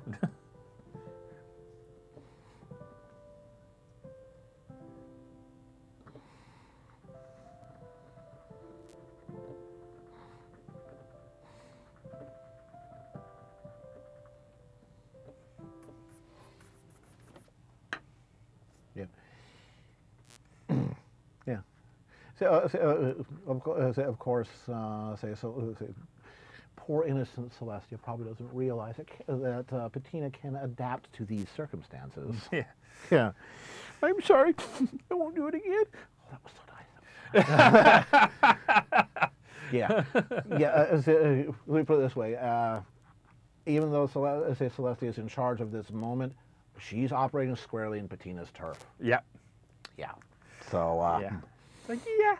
Well, I mean, it's like when Celestial Advice came out and Celestia said that line, now, Spike, this is Twilight's fantasy. There's no wrong way to fantasize. At that moment, Celestia shot up to the top of the list of Patina's most favorite ponies. There is a drawing. I haven't quite finished it all out, so I haven't put it up yet, which is basically Celestia laying in bed, looking over, and there's Bettina in bed, and she's got this, how did you get in here? And, well, actually, it's first off, it's she's looking over just with this confused look, and Bettina's going, since, you seem to like about fantasizing, I thought maybe it'd be kind of cool if we could, like, compare notes about maybe we have similar fantasies. And this big, long scroll that's going off the picture, and she goes, how did you get into my sleeping quarters? And Bettina's going, oh, well, breaking into the quarters of an attractive, important person is number 275 on my list of fantasies.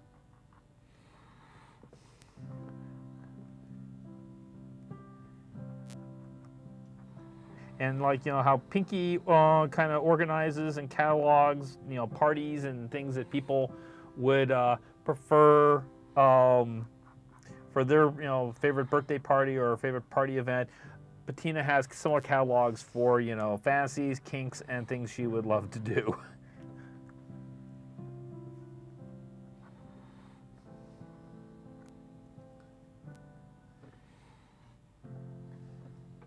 Hey, DJ. Have you been here before? Is this your first time to stream? If it is, welcome. If you're returning, welcome back. More Mr. Welch. Rule number 863, Mr. Welch not being allowed to do this in an RPG anymore. Even if there is no alignment in Traveler, fusing Tech Level 1 tribes, Tech Level 12 weapons, and putting the results on pay-per-view is just wrong. Unless, of course, you're Gene Roddenberry and, you're on that one planet, yeah, okay.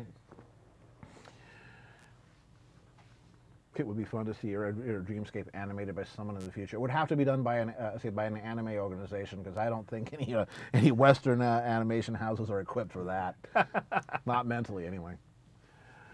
So what forms does Bettina manifest other than pony and mouse?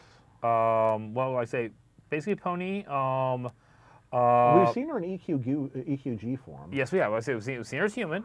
We've seen her as a griffin, yeah. Yeah, we've seen her as griffin. That's about it. And she will admit that there's one thing she has not figured out how to find the switch in my my settings and everything. She hasn't found the gender switch because it will be a bit of a spoiler, but there does end up being one point where basically Discord makes Bettina male. And that gets interesting.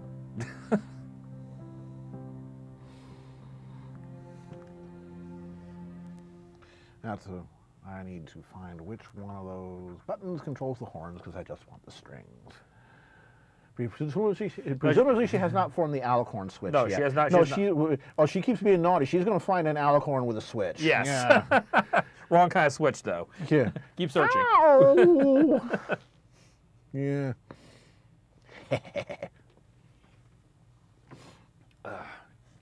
No. Yeah, it gets very, very, very interesting when she ends up being male. Yeah. Especially for me. Yep. And Howlboy would like to know if there's what her favorite form is. She does really like the mouse form. Of course, she has also now her 8.5-inch and her 5'3" version of it. I think actually at the moment she really does like the pony. Of course, she's liking Equestria so much. Of course, she's actually finally learning magic, so she's getting remotely getting competent with it. At first, it was more frustration, and it felt more like taking physics classes than it did magic, because she found out how much math was involved sometimes. But she's actually getting competent at it now, so she's actually enjoying that quite a bit. Discord, whatever did I do? Yeah. Oh boy, male patina. Yep. That's basically everyone's opinion for about 48 hours. Since he basically, Discord gives her a weekend. Yeah, so basically she can do, yeah. Oh, yeah. Nope, she so she can assume root. Yeah.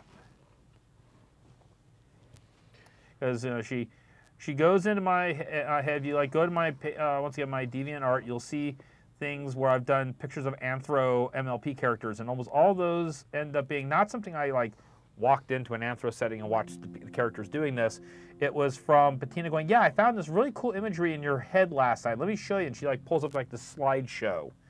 So she'll go rummaging around, and she'll occasionally make recommendations and suggestions and hints and like leave Post-it notes on things and spray paint on walls in 5-foot tall letters. Yep. Duca, in Linux and say and other Unix type operating systems, basically server operating systems, the account name root is the highest privilege administrator can do anything. Yeah. Account. So when you get root, basically you have ultimate cosmic powers over a server. The term sudo stands for super user do, which is basically I want to run this command, but I want to run it as if I were root. And then you have to enter you have to enter the password, and you have to be on the list that allows. She can only for herself. She can't change it, and as a general rule, she won't change in Dreamscape. So if she is in the Equestria Dreamscape, she will stay a pony, just her unicorn pony, unless there's some kind of specialized reason why it should happen. If we're having like an Anthro type dream, then she can end up being a mouse. Then she can end up being an Anthro unicorn. Especially a lot where she plays around with the alternate forms is an area that I refer to as the staging area. And quite often when I will have one of my lucid dreams, I will, before I actually enter that dreamscape, I'll show up in an area kind of like the Athena out of the Matrix where, Neo could get training, you could pick up gear and everything. It's this kind of just staging area. And we'll quite often discussing, okay, we're going back into the Equestria Dreamscape. Last time you were doing this was going on. And she'll like, basically brief me and like, give me a reminder, and then we actually go into that, dreamscape. So she kind of plays manager, and she loves PowerPoint. Yeah. Now, if you want to be evil, Baron, what you can do is you can have Celestia unconsciously wing displaying. Well, she is kind of, her wing's kind of open. Yeah, okay. Probably doesn't even realize she's doing it. Well, it's part of the whole follow through to get your body going in the right direction. That's the whole explanation. Or it's like you're in physical contact with Bettina. Yeah. And saying those undies are at half mast, the wings are going to be out and displayed. Yeah. Even if you don't want them to be, they will be, because Bettina. To form force mouse. Oh, okay. Yeah, that will be coming up, but in one case where we popped back into basically the Angel and Knight Prime, and she forgot to change back into being a mouse, and she ends up being a unicorn, and I end up having in a hurry stuff her in a trash can. That's like one of the few times where she's kind of botched and bungled the whole. Yeah. Mouse Lestia. Yes. There you go. Well, we've seen Cat Lestia. We've seen Swan Lestia. Mm-hmm. Actually, I think we've seen Cat Lestia. There's some folks that do, cat MLP translation-y things. Yeah. Of course, I like the Sphinx from last week's episode. Yeah.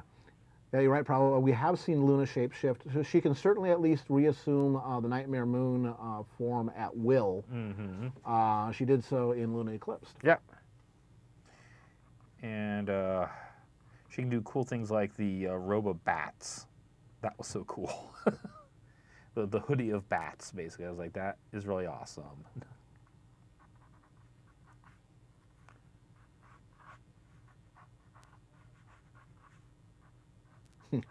My little pangolin. Okay. Actually, if I remember right, Copper Cheetah had a pangolin character once. Yes. He did some, had some artwork done of, etc. Yeah. Of which, if Copper Cheetah is still in the stream, is Copper Cheetah still present? Yes, she is. Okay. I hope to be sending you some designs for Tenon this next week. Oh, earlier on, Toxic asked if Bettina was therefore some kind of changeling. I think it's different. Yeah. She's in some ways she's a little bit Loki-ish at times.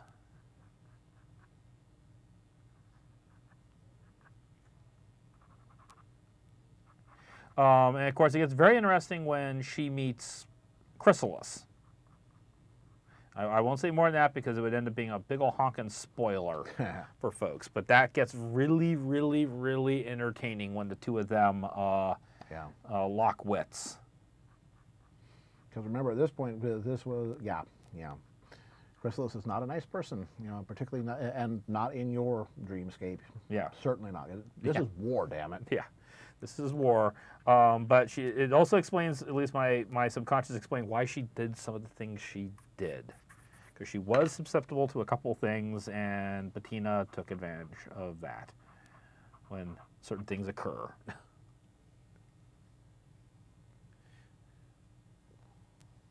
Bettina in Loki gear. Yeah.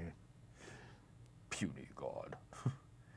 Yeah, actually, if I remember correctly, Baron, you've been approached by the sleep guys over at Stanford who want to study, who want to wire you for sound and observe your lucid dreaming. Yeah, actually, they already waves. The Stanford sleep research apparently does follow my DeviantArt MLP Dreamscape, and yes, I have been given an offer. A certain part of me is going, I'm fascinated to do it. The other part of me is going, I don't know if I want them sticking wires in my head.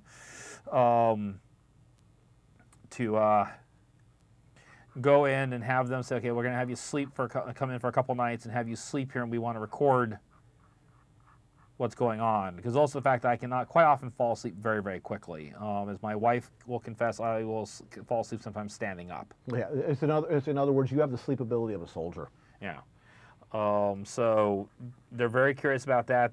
I know when we went up to Evergreen Northwest a couple years ago, in 2015, I was introduced to a fellow who was a biochemist major, and he was following my situation because he thought that there might be certain biochemical conditions that were happening and that my brain does not produce a particular chemical that flushes out short-term memory, which most sleep falls under apparently. And so in a way I was effectively living like a second life, and it did not realize that this was not short-term memory but it was long-term, and that's why I can remember things so well. And why there's also a very immersive quality to my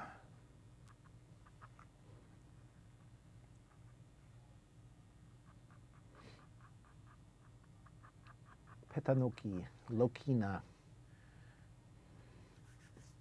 Have any of you followed Draco J? I have heard about that, but I haven't followed it myself. Apparently, we got a recommendation. Got a link, Hellboy? Yeah, throw it up. Give us a there. Linky. Yeah, in general, if you guys want to put up links, that's okay, as long as it's links to, at least vaguely safe for work. Mm-hmm. Yeah. That's our only requirement. Yeah. Follow any other web comics. I follow House Pets. I do House Pets, Sinfest. Okay, Sinfest of course, is magnificent. And of course, Freefall. You gotta follow Freefall. All 3,000 plus strips. Yeah, I will go through and I will do like binge watching of that. Girl Genius. Do enjoy Girl Genius. Yeah. So by the way, if you're ever looking for new web comics, a friend of our social group here, Garth, runs belfry.com, like bats in your belfry, which is it's a pointer to anthro and related web comics, and along with how frequently do they come out, a little bit of classification, that sort of thing, and there's thousands of entries on Belfry. If you're looking for a new web comic, it'll be there. I have to admit, the one that Brian pointed to me at, Leftover Soup, is actually pretty good. Yeah. Leftover Soup. And Saturday Morning Breakfast Cereal is another good one. Mm-hmm. Yeah. Yeah. Wasn't Sabrina online sort of on a hiatus for a couple of years? It's ended. Yeah, but I think I heard it's back. Yeah. Okay, well, because it ended with the wedding apparently. The whole point was and Sabrina Rick got married. Yeah, Sabrina. Well, okay. I won't spoil it. I won't spoil it. Yeah. Let's see. Yeah, Mark Stanley still owes us a Helix sketch. Yep.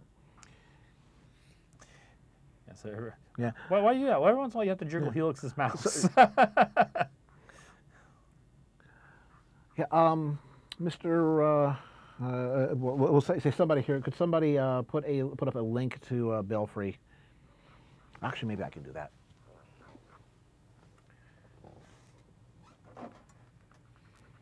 Let me double check and have the right one here.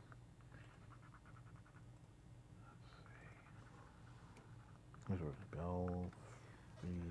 Is that the right one? Yes. It's there. Here you go. There's the Belfry. Yeah, Bettina, Nozumi, Bettina considers herself, her big thing is to inspire people, to lower their inhibitions and, just experience the world. Yeah, let's see. Any other? These days, the distinction between, say, webcomics and Tumblrs that will actually update now and then. The 5 stages of Tumblr. Yes.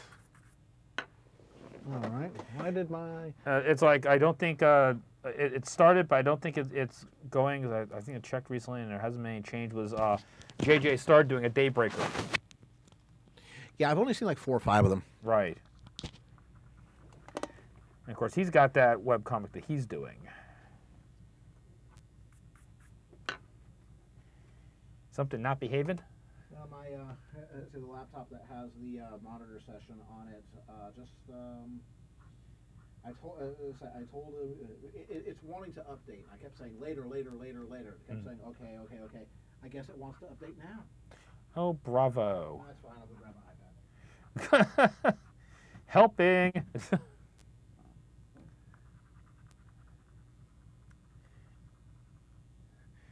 Yes, you get a ka-ching sound of each swat.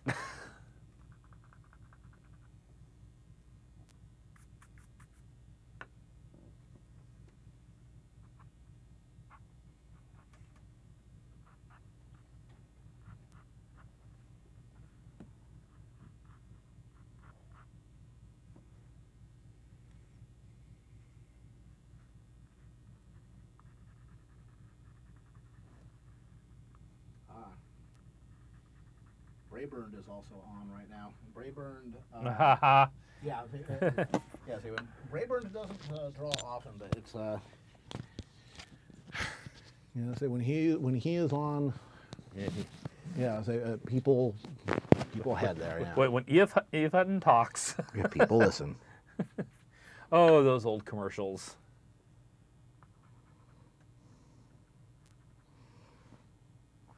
There we go.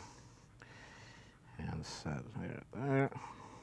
Here we go. Come on, one more time. Yeah, the person who's been posting on Twitter, Tao of Mod, was affected by Irma. Yeah. There we go.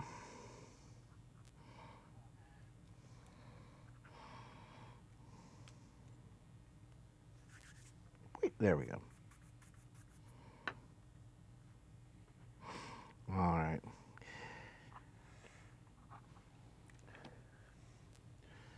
Yeah, my so I got a laptop that so here that I see the chat on, and it decided that it is time even though I've told it look, Microsoft update later. No, I'm going to do it now. Thank you. Well, this is later.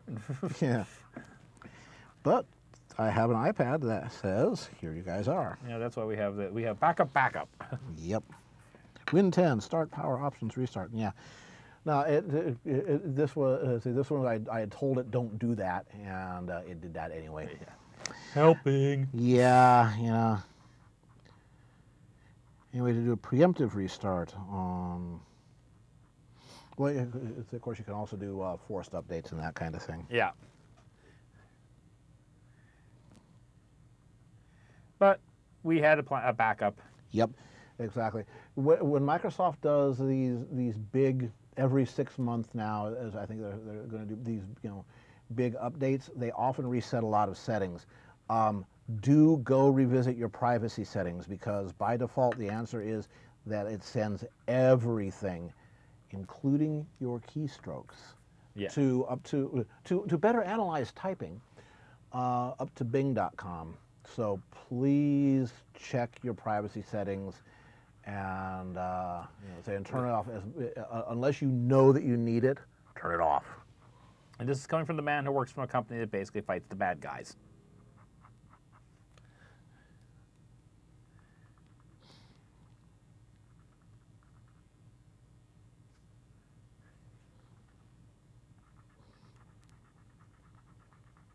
Yeah, there you go. Webster says usually he knows that there's updates ready because the computer crashes. That's a pretty good signal. Well, it's clear and not easily mistaken and lost in the background noise. Yeah. Yeah, Sonny, I'll look into that. Yeah, the metered connection as a proxy for leave me the hell alone. Yeah. Well, of course, the other thing. I think I would have to have Windows 10 Professional, which actually I have that on this machine, Windows 10 Professional. So you could say, hey, this is managed by like an enterprise type of thing, and say, and my administrator tells me when I get updates. Yeah.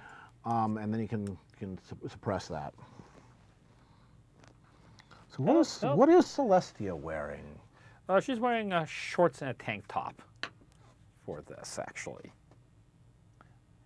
I'm imagining maybe possibly one of these, this was her Sunday off, and Bettina has interrupted her day off. And one of the things that Celestia really, really enjoys about the fact that Luna has come back is that she gets a little tiny bit more time off now. She actually gets her Sundays. And Luna gets Monday off. And so if you interrupt her day off, and it's not a really good reason, she's not maybe going to be a very happy camper. And so Toxic would like to know what is Bettina's ultimate goal in Equestria? She wants. So what does she want more than anything in Equestria? What does she want to accomplish? That's kind of a moving target with her. It's kind of like, what's your favorite food? What do I have for lunch? Type thing with her. I think it's just simply, like I say, for folks to basically enjoy life and have a good time. And her definition of a good time sometimes may vary with other people's definition of a good time, but that really is kind of her root. Angi. He was hoping that they would both be nude. Yeah. Well, the thing is, you can't be nude and have your undies at half-mast at the same time. Bingo. It's the symbolic thing. Yes. Yeah. So maybe like catching her in her quarters. Yeah. Yeah. Actually, the little Corwin, the little lights are flickering all the way up into the yellow. So we're getting a full full volume transcoding here. I would say it's probably something on Picardo. Maybe are you on mobile perhaps? Because that could have a different volume level. Because again they re-encode it and send it back out for mobile. For like desktop clients, they basically just pass it through as is, which is why we only we're not doing 1080p. We're doing 720, is because again they just send it through as is. If you got nope. Yeah, exactly. If we uploaded at 1080p, that means that everybody would be forced to download it at 1080p, even if they don't have the bandwidth for it. Yeah. So we keep it at 720p, which is literally exactly half the bandwidth of 1080, just to make sure it's accessible to more people. Yep. Well, financial dominance, that's one of her things, but that's more just, part of the process. I mean, she is completely sometimes an unwashed capitalist. But now I need to put her pompadour in. Her very important pompadour. But achieving financial fortune and everything is just so that you can take the money and then go do cool things with it.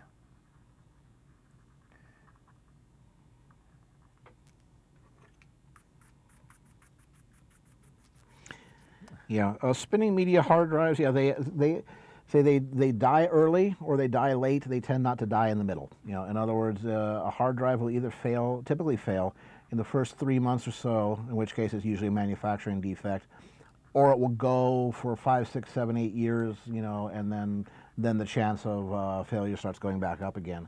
You call it a bathtub curve. Apparently, the same thing with flat screen. Yeah. Monitors. They're either bad right out of the box or they will last a long time.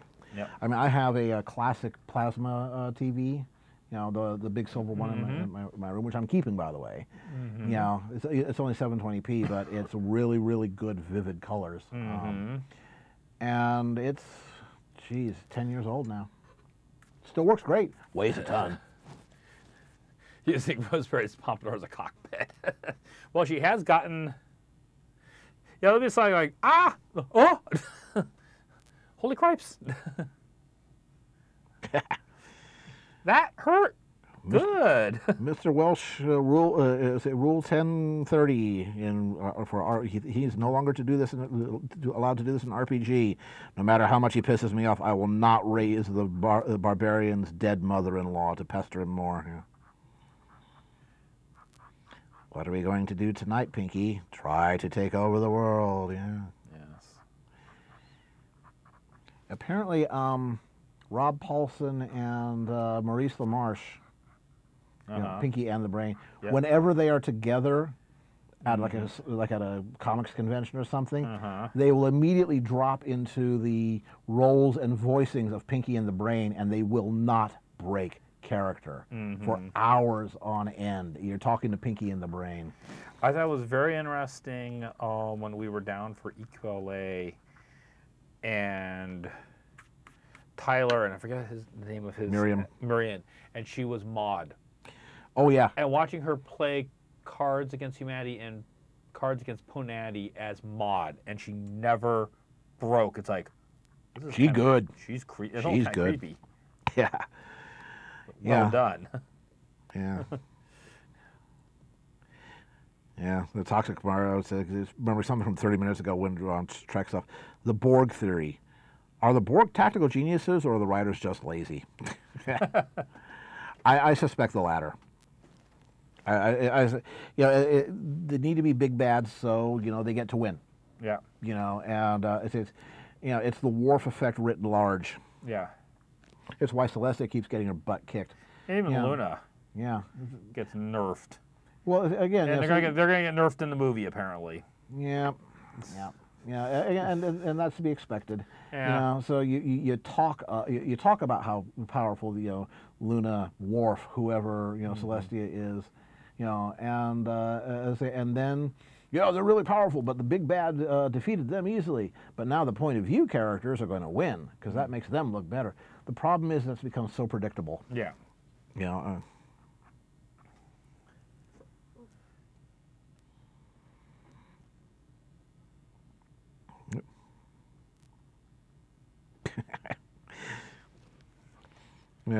All the speculation. Why hold the tail like that? To monitor the situation. Yes.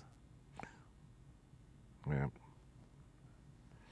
And the other thing is that, again, it is a demonstration of control. Yep.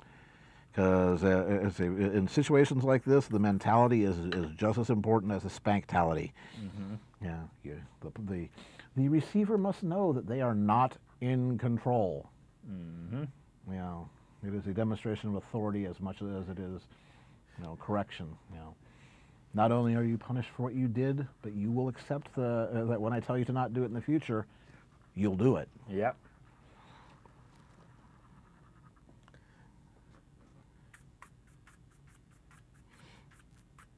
Wile E. Coyote's super genius. Of course, you realize I'm going to take shit from this tonight, probably in my sleep. But oh well. I do this for you guys. Yeah, there you go. Such sacrifice. Like I said, Auntie, it's to monitor the situation. I'll spank you in ways you won't like. Yeah. And we won't do it as a pay-per-view, so you're not making any money out of this.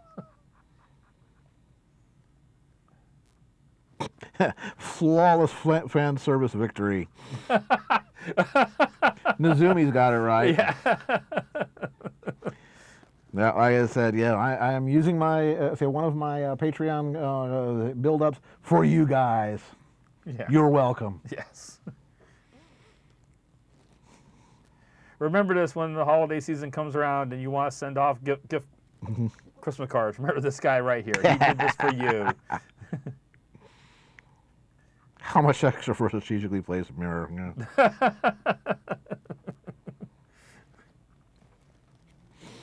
Oh, we charge extra for that.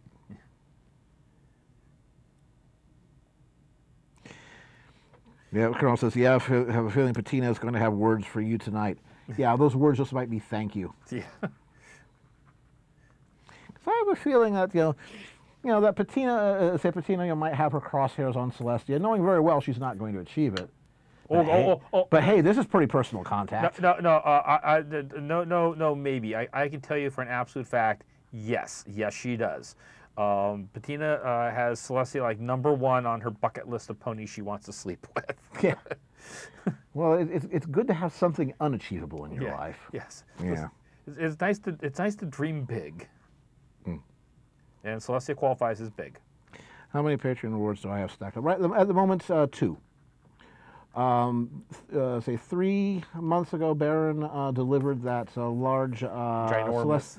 The field of battle, the Celestia versus the Tantabus pick, and that cost me about 2 years worth, almost 2 years worth of Patreon build-up. And also for that one too, I rolled in all the time that Caradwin has spent here creating the intro outro videos, doing all the pre-show work, all the coding you guys see, that all got rolled into this piece, basically as my thank you for everything he has done to make this stream as awesome as it is. It's a huge piece. So what was it? 21 by 19 by 27 is the image size. Your frame, I remember you said barely came out fit in about your car. 30 by 40. Yeah. It barely fit in your car. It's huge. Yeah. But since then, I had Baron draw my Silverbrand. Yes, a Silverbrand, who is my DM NPC in a Dungeons and Dragons campaign I ran earlier. Tonight, my other Patreon award tonight was either going to be, Patina getting her comeuppance or Silverbrand chained to an oar, because that's his background. He was a galley slave. Okay. Some of that Ben-Hur action. Yeah. Okay. So it's 9:26. I'm gonna probably wrap at this point here. I'll work on finishing this up some more tomorrow and everything for you. But that's not bad for an hour. Yeah. And I'm pretty sure that you've thought that Patina had this coming to her too. I'm pretty sure that this is canon in some ways. All right. So I go back to here. All right. All right, guys. Yeah. See, because that thing went and rebooted without permission, you guys are now right here. Yeah. So I'm looking over here because I can see the chat. So if I'm glancing over here, Yeah. All right. So anyway, remember, folks, next show is next week. Yes. Because 2 weeks from now, we're going to have Jeff from University Art, Jeff who is Fiber. one of the experts in Egyptian tomb painting techniques, nationally recognized, and he's going to be drawing us some tomb paintings. Yep. Using period materials, period techniques, etc., etc. So it's the real deal. The real McCoy. So we're going to have him on 2 weeks. So I'm going to be on next week, and then I will probably be on the week after, because the week after that we're going to have Jaya on the 14th of October. We're going to be on the next, every Saturday for the next several weeks. Yes. So busy. But the way I put it, this is part of my job. Like I said earlier tonight, I don't have a day job. I don't go punch a clock during the week. I wake up in the morning, I go down the hall, I go in the studio, I work. I work and I create art. And part of the thing, especially for all my patrons on Patreon, is these streams. This is part of my way of saying thank you for the money you guys give me every month. Because without you guys, this couldn't have happened. This is his day job. Right. And, you know, for some of you folks, and I know there's some new people here in the stream tonight, if you've enjoyed what you've seen here tonight, you know, think about going to Patreon, $1 a month, 3 1/3 cents a day. It might not seem like a whole lot, but if everybody on DeviantArt gave me $1 a month, I would be in a much, much, much better financial situation for me and my wife. And we had to take care of rent and insurance and food and all that other stuff based off my work. If you can't do that, that's understandable. Spread the word. Say how much fun you had tonight on the stream. There is a stream tip link below. Yeah. It looks like some of the changes that Patreon made, Picardo made recently, they're no longer showing the blue button. Yeah. But it will say, you know, like, you know, stream tip button.png. Just click on it, it'll take you there. If you want One-time donation. Yeah, you want to throw like a buck or two in the jar. Buy him a coffee. Yeah, you know, thank you once again. It is appreciated. But I say also too, you know, if you enjoyed the stream tonight, tell your friends about it. You get more people to come in and everything. If you want to know about, you know, really like day-to-day stuff I'm doing, follow me on Twitter. And I'll be back here next Saturday night doing this all over again. All right, so And we we will have see. food waiting. Damn right. Toxic says, "For what's food tonight?" Brian is making a paprika chicken with heavily augmented with vegetables. It's going to be awesome. It's going to be very, very tasty. On white egg noodles. It's going to be great. Oh, yeah. All right, folks. We'll see you all in 7 days. 1, 2, 3, 4, 5, 6, 7. Good night.